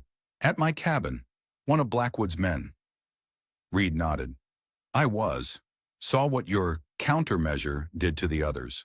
Would have caught me too if I hadn't followed Blackwood when he circled around the back. And now you followed me here, Kate said.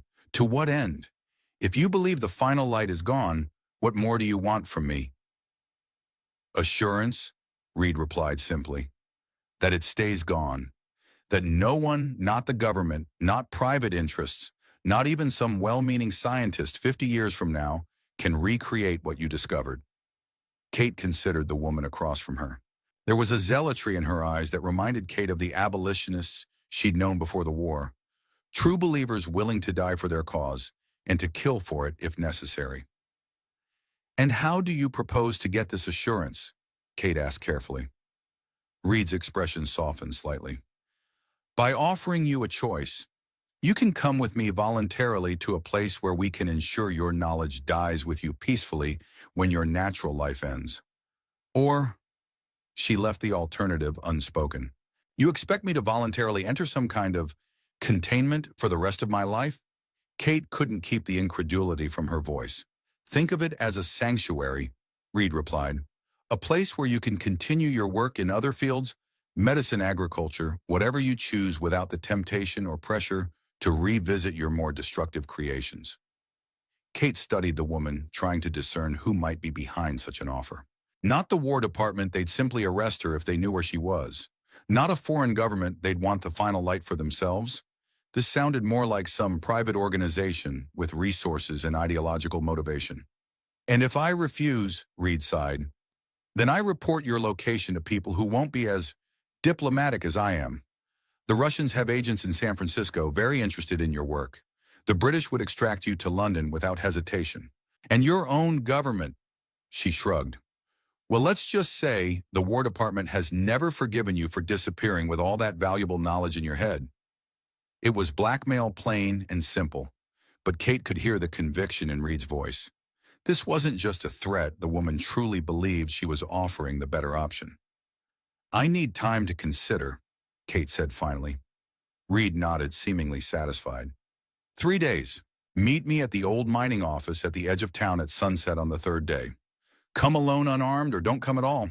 She stood and moved toward the door. And Mrs. Wells, don't try to run again. You won't make it out of the territory. After Reed departed, Kate sat motionless at her desk, her mind working through possibilities. The woman's threat seemed genuine, as did her conviction. But there were too many unanswered questions. Who was she really working for? What was the sanctuary she mentioned? And most concerning, if she had been with Blackwood at the cabin, had she seen what the final light could truly do? That evening, Kate made her way to Samuel's office after ensuring she wasn't followed. She found him alone, sorting mail into pigeonholes behind the counter. We have a problem, she said without preamble. Samuel glanced up, then nodded toward the back room. Once inside with the door closed, he asked, What kind of problem? Kate relayed her conversation with Abigail Reed, watching Samuel's face grow increasingly grave as she spoke. Abigail Reed, he repeated when she finished. Doesn't ring any bells. But if she was one of Blackwood's team and survived that explosion, she's not someone to underestimate. She claims to have been a female sharpshooter during the war, Kate added, using a name that wasn't her own. Samuel nodded thoughtfully. There were a few, though they kept it quiet. Women who bound their breasts and cut their hair passed as young men to enlist. He scratched his beard. But for her to have access to War Department files about you, that suggests connections at a high level. Could she be working for the government after all? Despite what she claims possible, Samuel conceded, or she could be exactly what she says, a former soldier with a mission to keep your work out of dangerous hands. He moved to his desk and withdrew a bottle of whiskey, what Kate now recognized as his thinking ritual. Either way, her offer is suspicious. This sanctuary sounds more like a prison to me. Kate accepted the offered cup, though she only sipped at it. The question is, what do we do about it? Samuel considered for a moment. We have 3 days according to her ultimatum. First priority is verifying her story, finding out if there really was a female sharpshooter in the 3rd Massachusetts who was discharged after being wounded at Cold Harbor. How can we do that from here? Samuel smiled grimly. I still have a few contacts in the War Department. Telegraph office is in Silver Creek, half a day's ride. I'll head out at first light, send some inquiries. Should have answers by tomorrow night. Kate nodded. And in the meantime, you go on being Mrs. Wells, the schoolteacher. Keep your eyes open. If Reed approached you directly, she might approach others in town asking questions about you. Samuel's expression hardened. And we need to know what Franklin is doing here. Too much coincidence otherwise. The next day passed in a haze of tension for Kate. She taught her classes as usual, but her mind constantly returned to Reed's ultimatum and the unanswered questions surrounding it. Who was she really? What was this sanctuary she spoke of? And perhaps, most crucially, was Blackwood truly dead? During the lunch recess, Kate walked to the general store ostensibly to purchase supplies for the school. In reality, she wanted to observe the livery stable where Franklin had taken work. As she browsed ribbons and chalk, she could see the forge through the store's front window. Franklin, or Frank Thomas, as he now called himself, was working at the anvil, his powerful arms shaping hot metal with practiced swings of his hammer. He looked older than she remembered, his once red beard now streaked with gray, his shoulders slightly stooped from years bent over the forge. But there was no mistaking the man who had been her nearest neighbor for 15 years, who had repaired her tools without question and never seemed to connect the widow Sullivan with the infamous E.H. Smith, until Blackwood had come along. As if sensing her scrutiny, Franklin looked up from his work, his gaze sweeping the street until it settled on the general store window. For a moment their eyes met across the distance. Kate saw recognition flash across his features, followed by something harder, anger perhaps, or resolve. She stepped back from the window, heart pounding. He knew. Of course he knew. The question was, what would he do with that knowledge? Kate hurried back to the schoolhouse, mind racing. If Franklin had recognized her, her cover as Catherine Wells was compromised. And if he was working with Reed, or worse, had contacted others about her location. The children returned from their lunch break to find Mrs. Wells distracted and unusually strict. She kept them focused on silent reading for most of the afternoon, her attention divided between the classroom and the street outside, watching for any sign of Franklin or Reed approaching. By dismissal time, her nerves were stretched thin. As the last child departed, Kate locked the schoolhouse door and slipped out the back, taking a circuitous route to her small house to avoid being seen from the livery. Once inside, she wasted no time. From beneath floorboards and behind loose wall panels came the components she'd been steadily accumulating over the past weeks: springs, wire, small mechanical devices, either purchased legitimately or fashioned from household items. The tools of E.H. Smith repurposed for defense rather than offense. By nightfall, her modest home had been transformed into a formidable defensive position. Not with obvious barricades or weapons, but with subtler measures: floorboards that would creak distinctively when stepped on, windows that would rattle an alarm if opened, doorways rigged with threads that would break if someone passed through them. Nothing lethal, but enough to warn her of intrusion and buy precious time if needed. As darkness settled over Redemption, Kate took up position in the small attic space above her bedroom, accessible only through a concealed panel in the ceiling. From here, through carefully placed peepholes, she could observe all approaches to her house while remaining hidden herself. The Henry rifle lay across her lap, loaded but not cocked. The Derringer was in her pocket, the Colt holstered at her hip. For the first time since arriving in Redemption, Catherine Wells had fully given way to E.H. Smith, the tactician and survivor. Hours passed. The town grew quiet as businesses closed and citizens retired to their homes. Occasionally, laughter or piano music drifted from the saloon at the far end of the street, but otherwise redemption slept. Kate maintained her vigil eyes, growing accustomed to the darkness, ears attuned to the night sounds of a frontier town. Just as her eyelids began to grow heavy despite her vigilance, a distinctive sound snapped her back to full alertness. The soft scrape of a boot on her back porch. Moving silently, Kate shifted position to peer through the peephole covering the rear of the house. A shadow moved across her back porch, too large to be Reed, too fluid in its movements to be Franklin. Whoever it was knew how to move quietly, testing each board before putting full weight on it, avoiding the creaky spots Kate had deliberately left unrepaired. The figure reached her back door and knelt examining the lock. Moonlight caught the gleam of metal lockpicks expertly handled. Kate raised the Henry to her shoulder, sighting along the barrel through the peephole finger, resting lightly beside the trigger. The lock yielded with barely a sound. The door swung open and the intruder slipped inside, pausing just within the threshold to allow their eyes to adjust to the deeper darkness within. Kate shifted to another peephole, this one providing a view of her kitchen, where the intruder now stood. The figure was tall male dressed in dark clothing, with a scarf wrapped around the lower part of his face. At his hip hung a cavalry revolver, and in his hand was what appeared to be a small lantern, currently unlit. The intruder moved through her kitchen with the careful precision of someone searching methodically.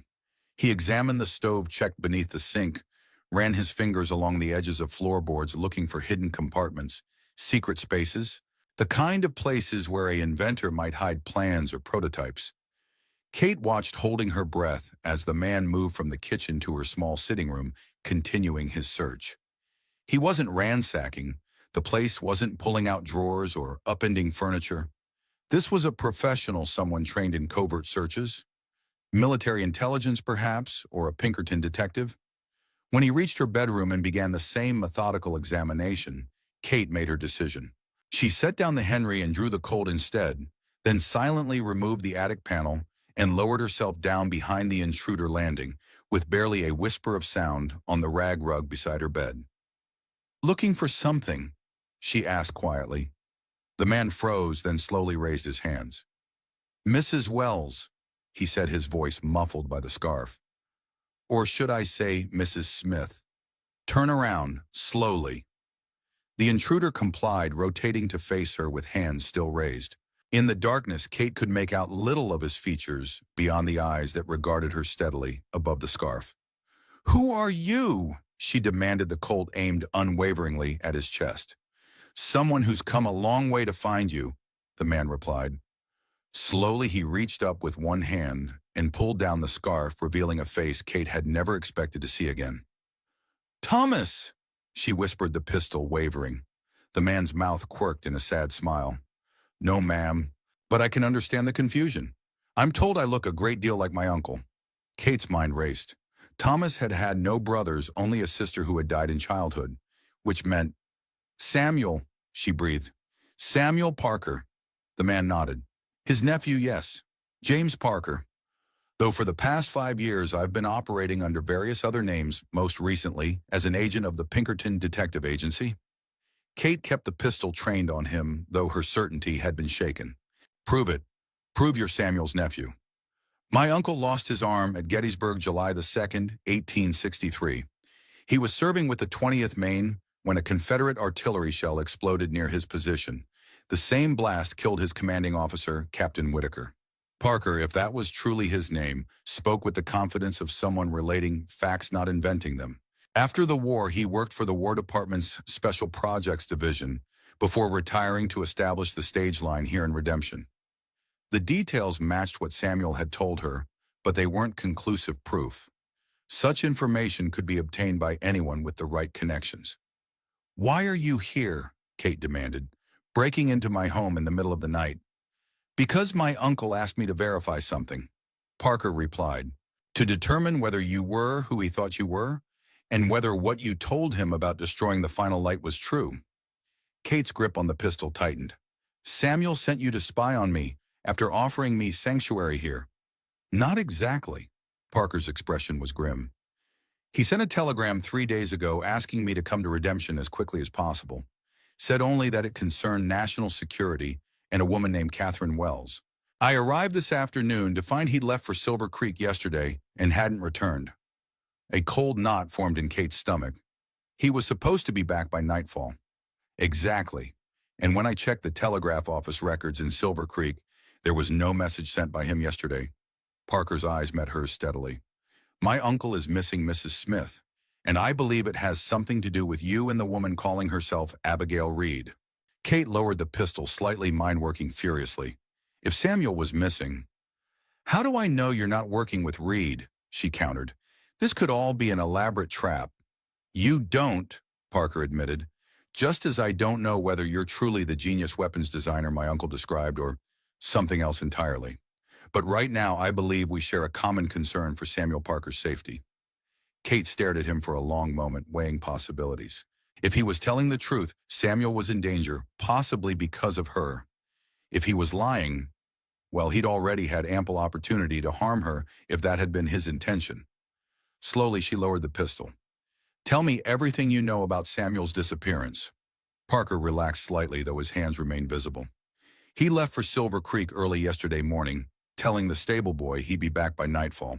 When he didn't return, most folks assumed he'd stayed overnight due to business or weather. But I checked both the hotel and the telegraph office in Silver Creek. No sign of him and no record of him sending any messages. The road between here and Silver Creek. I checked it on my way here. Found evidence of a struggle about 5 miles out of town, disturbed earth bullet holes in a tree, what appeared to be bloodstains on some rocks. Parker's expression darkened.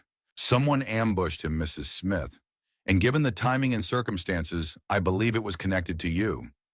Kate holstered her pistol and began moving around the room, gathering essentials ammunition, a canteen, a small medical kit. What are you doing? Parker asked.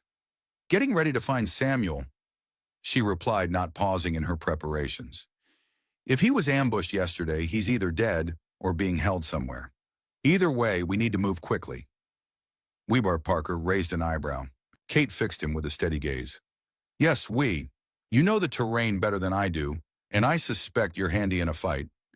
I have specialized skills that might be useful, and we both want to find Samuel.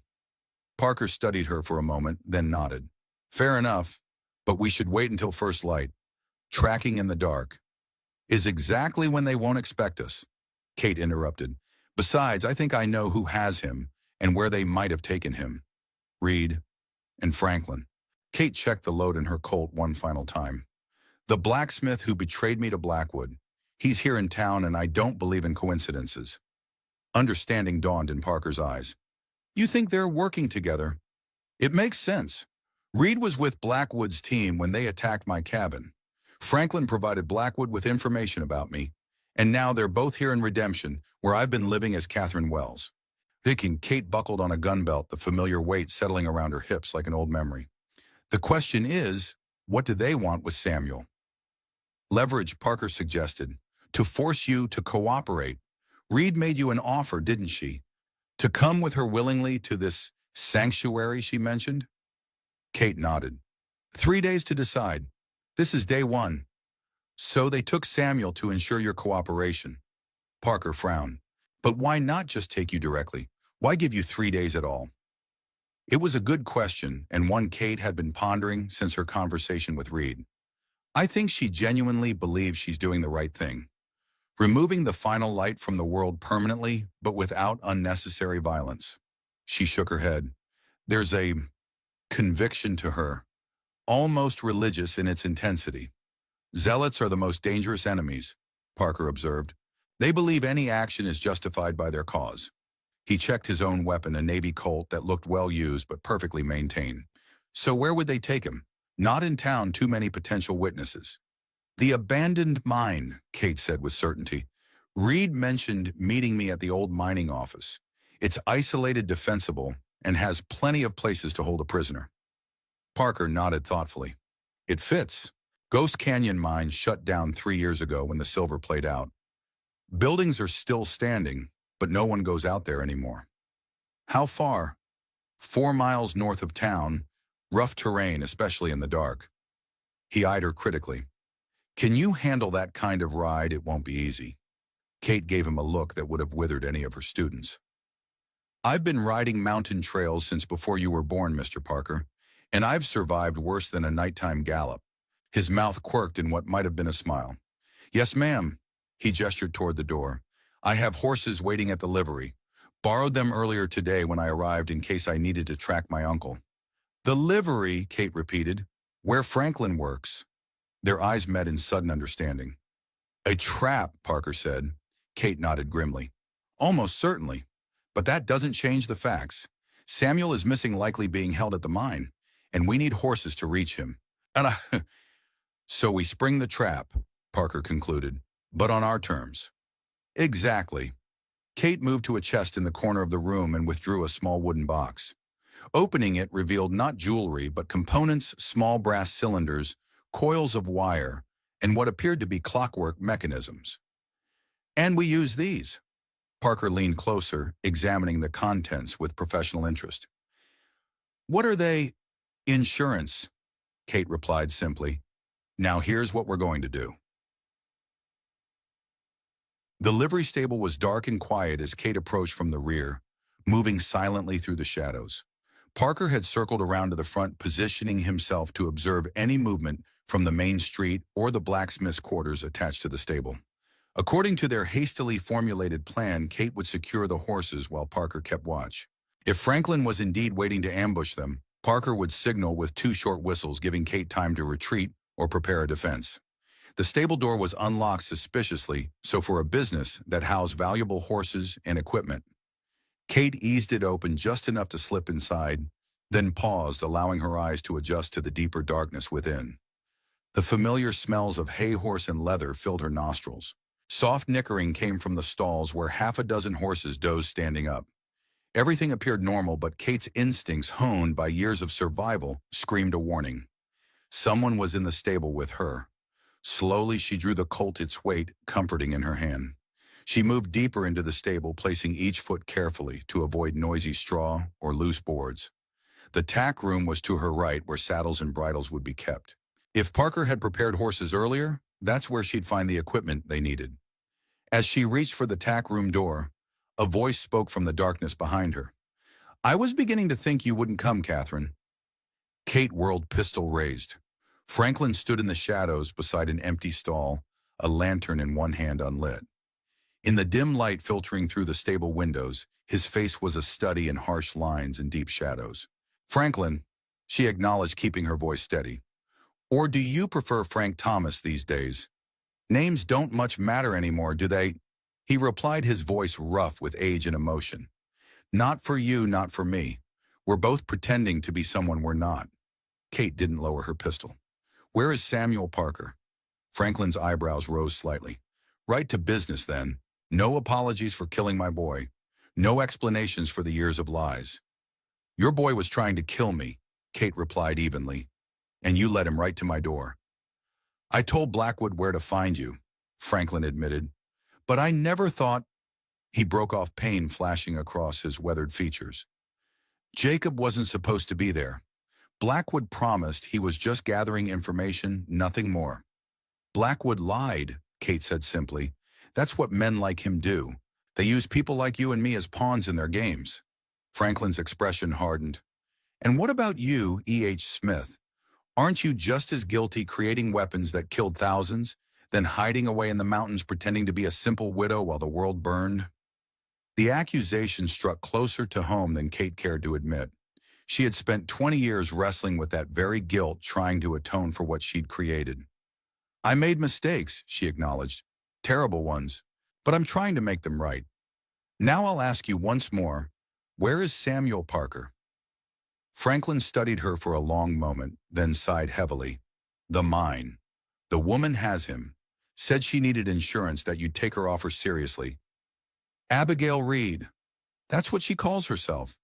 Don't know if it's her real name. Franklin set the unlit lantern on a nearby shelf. She approached me and Helena after I buried Jacob. Said she knew who you really were, what you'd done during the war. Said she wanted to make sure you couldn't do any more harm. And you believed her? Kate asked. After what happened with Blackwood, Franklin's laugh was bitter. I didn't have much choice. She knew things about me, about the war, about Jacob. Said if I didn't help her, she'd make sure certain parties knew about my less patriotic activities during the conflict. Blackmail then. Kate reassessed the situation. If Franklin was being coerced rather than acting out of revenge or conviction, he might be a potential ally rather than an enemy. "What exactly does she want?" Kate asked, lowering her pistol slightly. "You," Franklin replied simply, "to come with her voluntarily to this place she calls a sanctuary. She says it's for your own protection as much as the world's." "And you believe that?" Franklin shook his head slowly. "I don't know what to believe anymore, Catherine. All I know is that my boy is dead, and the woman who designed the gun that killed my first son in the war turned out to be my nearest neighbor for 15 years. His eyes met hers, filled with conflicting emotions. "You fixed my tools, attended my wife's funeral, taught me how to graft apple trees, all while carrying that secret." The complexity of their shared history hung in the air between them. Kate had never intended to form connections in her mountain exile, had chosen the location specifically for its isolation. But over the years, Franklin and his family had become the closest thing to friends she'd allowed herself since Thomas's death. "I'm sorry about Jacob," she said finally, "and about the deception. But Reed is dangerous more than you know. She and Blackwood saw something at my cabin, something they shouldn't have. And now she's determined to ensure that knowledge dies with me." "The final light." Franklin nodded. "Blackwood told me about it, said it was a weapon that could end all wars." "It was never meant to be a weapon," Kate corrected him. "But yes, in the wrong hands, it could cause destruction beyond imagining." She holstered her pistol slowly. "I need those horses, Franklin. Samuel Parker saved my life. I won't abandon him now." Franklin seemed to age before her eyes, the weight of decisions and consequences bending his shoulders. After a long moment, he nodded toward the back of the stable. "3 stalls down, bay mare and chestnut gelding, already saddled." He reached into his pocket and withdrew a key. "This opens the back paddock gate, less visible from the street." Kate took the key, studying him with cautious hope. "Why are you helping me?" Franklin met her gaze steadily. "Because I've seen enough death. My wife to consumption, my eldest to war, and now Jacob." He shook his head.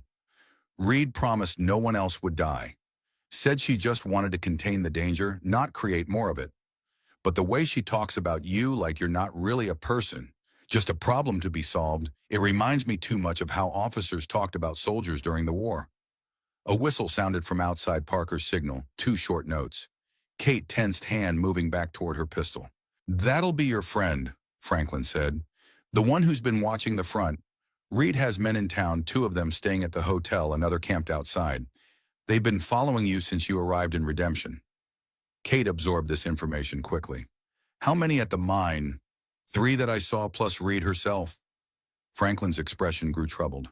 "They're professionals, Catherine. Ex-military or something like it. Not hot-headed boys like Jacob." "I've dealt with professionals before," Kate replied, moving toward the stalls he'd indicated. "One more question, Franklin. Is Blackwood really dead?"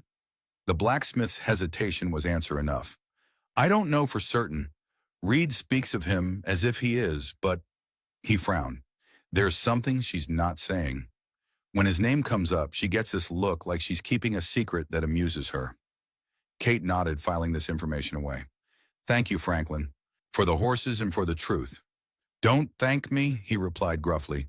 "Just end this without more bloodshed if you can. I've seen enough of that to last several lifetimes." Kate led the horses through the stable, pausing at the door to look back at Franklin. "What will you tell Reed when she discovers we've taken the horses?" A ghost of a smile crossed his weathered face. "That you got the drop on me. Wouldn't be the first time a woman proved smarter than I gave her credit for." Outside, Parker waited in the shadows, his expression tense. "Everything all right? I saw someone moving inside." "Franklin," Kate confirmed, handing him the reins to the chestnut. "Surprisingly helpful. He confirmed Samuel is being held at the mine and gave us some intelligence on Reed's forces." Parker's eyebrows rose. "The same Franklin who betrayed you to Blackwood? That seems suspicious." "He has his reasons," Kate replied, mounting the bay mare with practiced ease. "And right now we need all the help we can get. Reed has at least 5 men, 3 at the mine, 2 or more in town. All ex-military, according to Franklin." Parker swung into his saddle, checking his weapons with swift efficiency. 6 against 2. Not ideal odds. I've faced worse, Kate said, a grim smile touching her lips. Besides, we have two advantages they don't, which are the element of surprise, Kate replied, turning her horse toward the back gate. And me. They rode through the night following a seldom-used trail that wound its way north from Redemption toward the abandoned Ghost Canyon mine. The moon provided just enough light to navigate by casting the landscape in silver and shadow. Neither spoke much, conserving energy and focus for what lay ahead. As they rode, Kate found herself slipping back into patterns of thought she'd abandoned 20 years ago, assessing terrain for tactical advantages, calculating fields of fire, mapping potential escape routes. The military mindset that had made E.H. Smith so valuable to the Union war effort came flooding back with disturbing ease. By the time the dilapidated structures of the Ghost Canyon mine appeared on the horizon, Catherine Wells' schoolteacher had fully given way to the tactician and weapons designer who had helped win a war. Parker reined in his horse behind the shelter of a ridge about half a mile from the mine complex. Kate did the same, dismounting to continue her assessment on foot. Through the small field glass she'd brought from her home, she studied the layout of the abandoned operation. The main building, once the mine office and assay room, was a two-story wooden structure that had weathered poorly in the harsh Montana climate. Beside it stood the headframe above the main shaft, its timbers gray and twisted with age. Several smaller buildings, likely equipment sheds and bunkhouses, clustered nearby. A single lantern burned in the office window, confirming their suspicions that the site was occupied. "What do you see?" Parker asked quietly, joining her at the ridgeline. "Three men on guard," Kate replied, not lowering the glass. "One on the porch of the main building, two patrolling the perimeter. All armed with rifles, looks like Springfield carbines. Military formations and movement patterns. Reed trained them well. Or they came pre-trained," Parker observed. "Ex-cavalry by the way they move." Kate nodded in agreement. "The lanterns in the upper floor of the main building. That's likely where they're holding Samuel." She handed Parker the field glass. "See the small shed to the left of the head-frame powder magazine? They'd never risk keeping a prisoner there, but it gives us an option if we need a diversion." Parker studied the layout for several minutes, then returned the glass. "Thoughts?" "Two approaches," Kate replied. "We could wait until dawn, try to pick off the guards from a distance using the rifles. Or—" She hesitated, her hand unconsciously moving to the small leather pouch at her hip, the one containing her insurance. What Alta Parker prompted. "Or we create a distraction that draws out most of the guards, then one of us slips in to free Samuel, while the other maintains the diversion." Kate's mind was already working through the possibilities, calculating risks and contingencies. "Risky," Parker observed. "If they realize it's a distraction, they might hurt Samuel out of spite." "Which is why the distraction needs to be compelling," Kate replied. "Something they can't ignore." She patted the leather pouch. "And I have just the thing." Parker's eyes narrowed. "What exactly is in that pouch, Mrs. Smith?" "Nothing that will harm anyone permanently," she assured him. "Just some specialized noisemakers, devices I designed during the war for creating battlefield confusion. They mimic the sound of rifle fire and troop movements. Combined with the powder magazine." Understanding dawned in Parker's eyes. "They'll think they're under attack by a much larger force."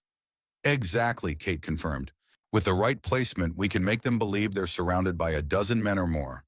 In the darkness, with confusion and limited visibility, they'll have to respond. And while they are distracted, one of us slips in to free Samuel," Parker concluded. "It could work, but who does what?" Kate considered for a moment. "You know the layout of these buildings better than I do. You should be the one to go in after Samuel. I'll handle the distraction. The devices are somewhat temperamental. Better if I'm the one to place and activate them." Parker studied her for a long moment. "You're sure if something goes wrong with your distraction, you'll be facing 3 armed men alone?" Kate smiled grimly. "Mr. Parker, I held off 8 of Blackwood's men in the mountains for hours. 3 ex-cavalry with Springfields doesn't particularly concern me." Something that might have been respect flickered in Parker's eyes. "Fair enough. What's the signal for when I found Samuel?" 2 shots in rapid succession," Kate replied. "I'll respond with 1 shot if it's safe to move toward the horses, 2 if you need to find alternate cover." They spent the next hour preparing synchronizing watches and confirming details of the plan. Kate showed Parker how to recognize and avoid the small mechanical devices She would be placing brass cylinders about the size of a pocket watch, with timing mechanisms that would activate when a wire was pulled. "Just remember," she cautioned as they prepared to separate, "these men are professionals. They'll be disoriented by the distraction, but not panicked. They'll establish defensive positions and return fire at anything that moves. Stay low, move quickly, and don't hesitate if you have to use that." She nodded toward his pistol. Parker checked the load in his Navy Colt one final time. "Same goes for you. No heroics. If things go south, we retreat and try again with a different approach." Kate nodded, though they both knew the likelihood of getting a second chance was slim. If Reed realized they were attempting a rescue, Samuel's value as leverage would diminish rapidly. "1 hour," Kate said, checking her watch.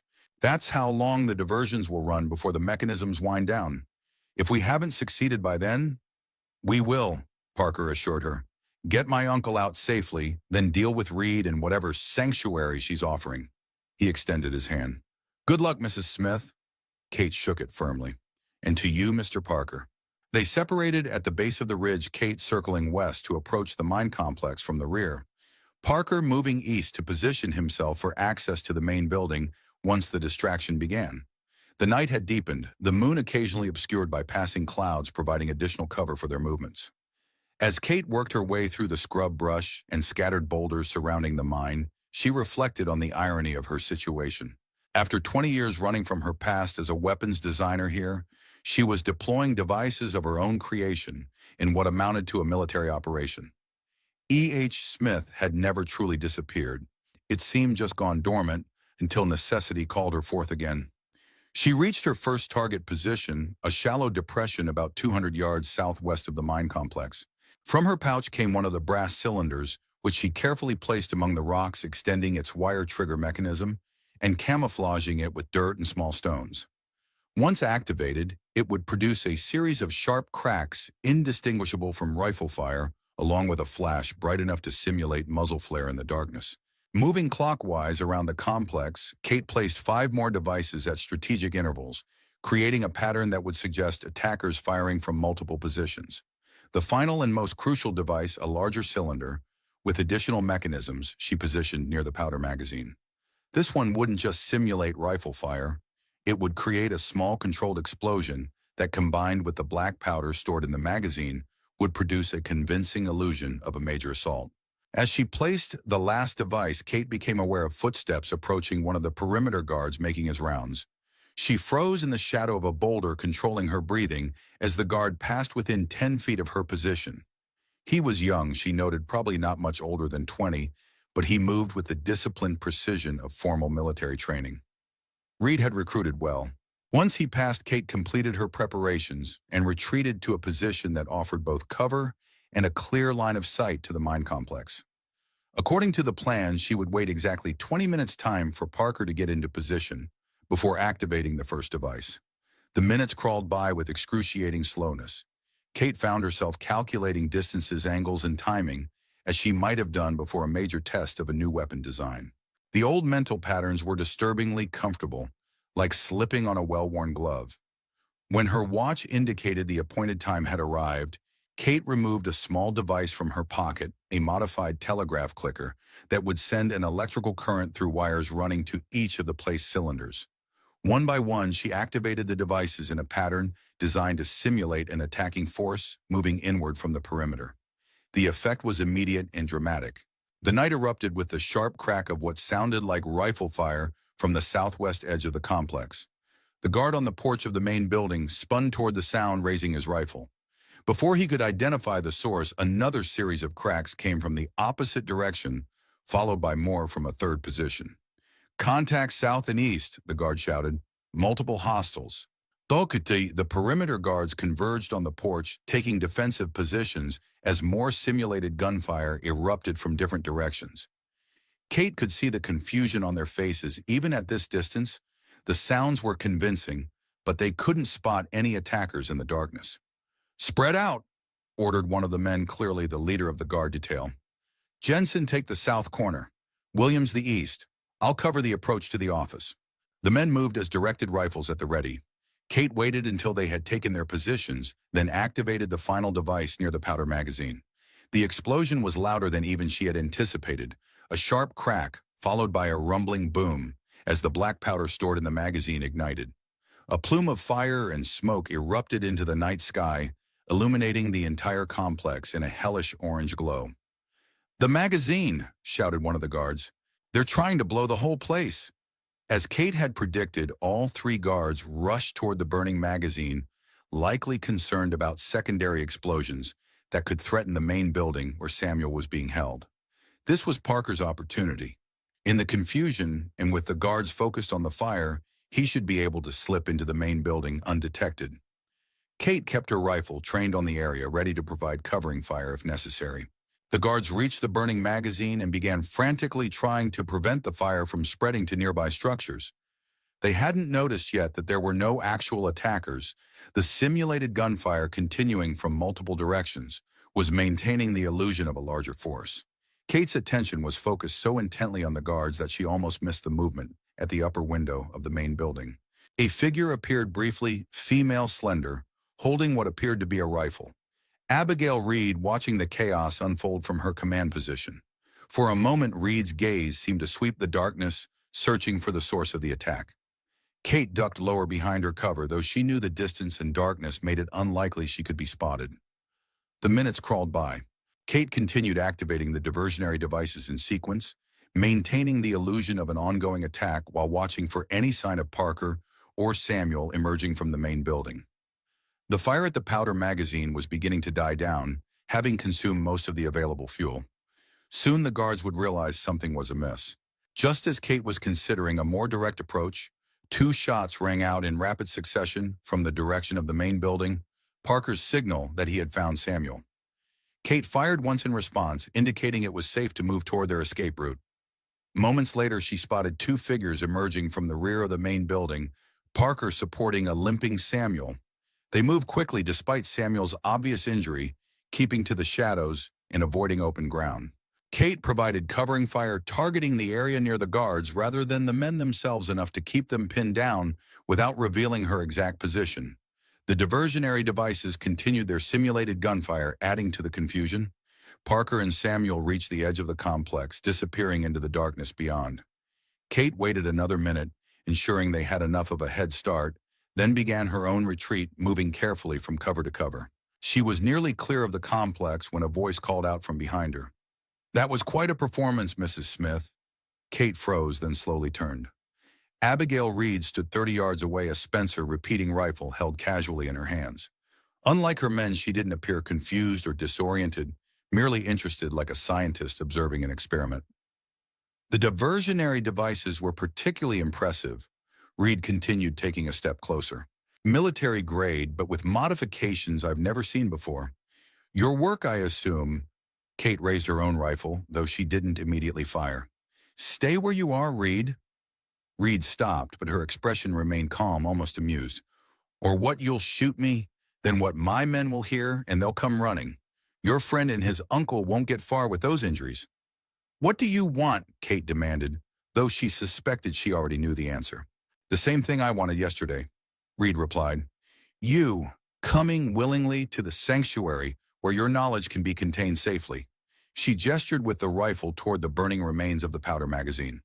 "Tonight's demonstration only confirms the necessity. Imagine what you could do with real resources, real motivation." Kate's finger tensed on the trigger. One shot would end this threat permanently. But Reed was right. The shot would bring her men running, endangering Parker and Samuel's escape. "You're making a mistake," Kate said instead. "The final light is gone, destroyed. What you saw at my cabin was the last of it." Reed's smile was cold. "We both know that's not entirely true, don't we? The knowledge remains here." She tapped her temple. "As long as you live, so does the potential for recreation. And your solution is to lock me away in this sanctuary of yours." Kate took a step backward, maintaining the distance between them. "Until what, I die of old age? And who exactly runs this sanctuary?" "The government, some private organization with its own agenda." "Does it matter?" Reed countered. "The alternative is worse. If you don't come with me voluntarily, others will come for you. The Russians, the British, your own government, and they won't be as humane in their methods of extraction." Kate continued her slow retreat, keeping her rifle trained on Reed. So you claim to be the lesser evil. Why should I believe you? Because I could have killed you a dozen times over in the past week, Reed replied simply. Could kill you now, but that's not the mission. Her eyes narrowed slightly. The mission is containment, not elimination. Blackwood understood that in the end. A chill ran through Kate at the mention of Blackwood. What do you mean, in the end? Is he alive? Something flickered across Reed's face, satisfaction perhaps, or amusement. In a manner of speaking, he's at the sanctuary already. Has been for 3 months now, ever since we pulled him half dead from the snow outside your cabin. The revelation hit Kate like a physical blow. Blackwood alive. Her clean escape from the past suddenly much more complicated. He's been quite cooperative, Reed continued, clearly enjoying Kate's shock. Especially after we showed him the full potential of the final light. The theoretical applications you never pursued. It's fascinating work, Mrs. Smith. Truly visionary. Kate's blood ran cold.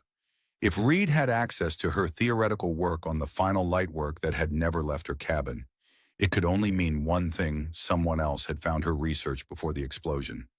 Someone had copies. Who are you really working for, Reed? Kate demanded, her mind racing through implications. Reed's smile widened slightly. People who understand the true value of your work. People who see beyond weapons and warfare to broader applications. She took another step forward. Come with me now, and I'll explain everything. Your friends can go free, they're not the objective. Just you and your remarkable mind. For a brief moment, Kate was tempted. If someone truly had copies of her research, the danger was far greater than she had imagined. Perhaps containment was the best option, removing herself from those who would exploit her knowledge. But something in Reed's eyes, a zealot's gleam, a true believer's certainty, warned her against capitulation. I need time, Kate said finally, to consider the implications. You've had 20 years of solitude to consider implications, Mrs. Smith. Reed replied, her voice hardening. Time is a luxury we can no longer afford. Après, in the distance, shouts indicated the guards had finally realized something was amiss with the supposed attack. They would be searching the area soon, looking for the non-existent attackers. 3 days, Kate countered, as you originally offered. I'll meet you here at the mine. Alone. She began backing away again. Or you can shoot me now and explain to your superiors why the most valuable mind of the century is lying dead in the Montana dirt. Reed considered for a long moment, the Spencer rifle unwavering in her hands. Finally, she nodded. 3 days. Dawn, not sunset. Come alone, unarmed. Her expression hardened. And Mrs. Smith, don't bother with more theatrics. There won't be a second rescue opportunity for Mr. Parker.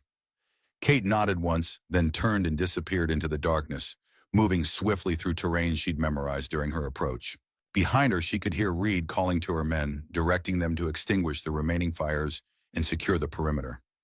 Half a mile from the mine complex, Kate found Parker and Samuel waiting with the horses, sheltered in a small ravine. Samuel looked worse than she'd expected, face-bruised arm hanging at an awkward angle that suggested a broken bone, blood seeping through improvised bandages on his leg. Reed, Parker asked as she approached, aware of our deception but letting us go for now. Kate replied quickly, assessing Samuel's injuries. We need to move quickly. Her men will be searching the area soon. Samuel managed a pained smile despite his condition. Catherine, good to see you. Sorry about the circumstances. Save your strength, she advised, helping Parker secure him on one of the horses. We've got a long ride ahead of us. As they mounted up and began the journey back to Redemption, Parker moved his horse alongside Kate's. What did Reed say to you? You look like you've seen a ghost. Kate met his gaze in the moonlight, her expression grave. Not a ghost, but something perhaps more troubling. She took a deep breath.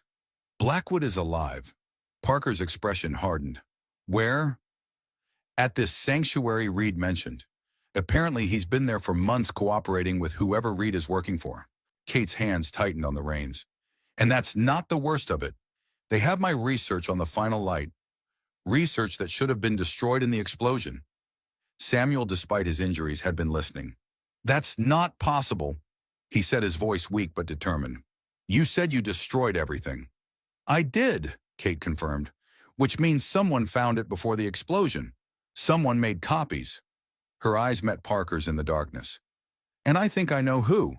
Dawn was breaking as they approached Redemption, the eastern sky painted in hues of pink and gold that belied the gravity of their situation. They had pushed the horses as hard as they dared, knowing that Reed's men would eventually follow their trail. Rather than entering town directly, Kate led them to a small trapper's cabin, a mile outside Redemption, a place Samuel had mentioned during their earlier conversations as a potential safe house. "No one comes here this time of year," Samuel explained as Parker helped him dismount. "Trapper who owns it is up north until fall." Inside the cabin was basic but serviceable, a single room with a stone fireplace, rough-hewn furniture, and shelves stocked with preserved food and medical supplies. Kate immediately set about treating Samuel's injuries while Parker secured the perimeter. "Reed's people did this to you?" Kate asked as she cleaned a particularly nasty cut on Samuel's forehead. He nodded grimly. "Ambushed me on the road to Silver Creek. Professional job had the drop on me before I knew what was happening." He winced as she applied antiseptic to the wound. "They wanted information about you, about whether you'd really destroyed the final light or if you had backup plans hidden somewhere." Kate's hands stilled momentarily. "What did you tell them?" "That you were just a school teacher with a troubled past?" Samuel replied, meeting her gaze steadily. "That whatever you'd been working on was gone, destroyed in Montana. They didn't believe me, of course." He gestured to his broken arm, hence the persuasion attempts. Kate resumed her work, her movements gentle but efficient. "I'm sorry you were dragged into this, Samuel." "Don't be," he replied simply. "I knew the risks when I helped you establish your new identity here. We old soldiers understand that peace is never guaranteed." Parker returned from his perimeter check, his expression tense. "No immediate signs of pursuit, but we should assume they're not far behind. Reed struck me as the type who doesn't leave loose ends." "She isn't," Kate confirmed, finishing the bandaging of Samuel's arm. "But she's also bound by whatever mission parameters her organization has established.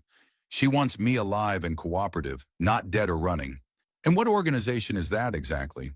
Parker asked, checking the load in his pistol with mechanical precision. "Government, private, foreign." Kate shook her head. "I'm not certain, but based on what Reed said about broader applications of the final light, I suspect it's not military, at least not directly. Something more ideological." "Ideological how?" Samuel asked, accepting a cup of water from Parker. Kate considered for a moment. The final light was never just about weaponry. In its purest theoretical form, it represented a new kind of energy, something that could transform society if properly harnessed. Power cities drive industry, maybe even alter the fundamental relationship between humanity and the physical world. "Sounds like the kind of thing powerful interests would fight to control," Parker observed. "Exactly," Kate agreed, "which is why I abandoned the research. The potential for misuse was too great, the temptation for those in power too strong." She paced the small cabin, her mind working through implications. "But Reed talks about it almost religiously, like it's not just technology, but salvation." Samuel and Parker exchanged glances. "A cult," Samuel suggested. "Some kind of scientific or technological true believers?" "Perhaps," Kate conceded, "but one with military-trained personnel, significant resources, and apparently high-level connections. Reed knew things about my work during the war that were highly classified." "So what's our next move?" Parker asked practically. "Uncle Samuel needs proper medical attention, and Redemption isn't safe anymore, not with Reed's people watching it." Kate nodded in agreement. "You two should head east toward the railroad. There's a doctor in Helena who can treat those injuries properly." She reached into her pocket and withdrew a small pouch of coins. "This should cover the expenses and then some." Samuel's eyes narrowed. "And what will you be doing while we're eastbound?" "Meeting Reed," Kate replied simply. "As agreed. In 3 days at the mine." "That's suicide," Parker said flatly. "You can't seriously be considering surrendering to her." "I'm not," Kate assured him, "but I need to know who she's working for and how they obtained my research. The only way to get those answers is to play along, at least temporarily." Samuel shook his head. "Too risky. She's already demonstrated she's willing to use extreme measures." He gestured to his injuries. "What's to stop her from simply drugging you and transporting you to this sanctuary once you're in her custody?" "Nothing," Kate admitted, which is why I won't actually be in her custody, just close enough to get the information I need. Parker studied her with growing understanding. You're setting a trap of your own, Kate nodded. Reed thinks she's dealing with a reclusive genius who's been hiding in the mountains for 20 years. But I didn't spend that time idle. She tapped her temple. E.H. Smith never stopped designing. She just changed her focus from offense to defense. For the next hour, as dawn brightened into full morning, Kate outlined her plan. It was audacious, technically complex, and carried significant risks. But if successful, it would provide them with the intelligence they needed while maintaining their freedom of action.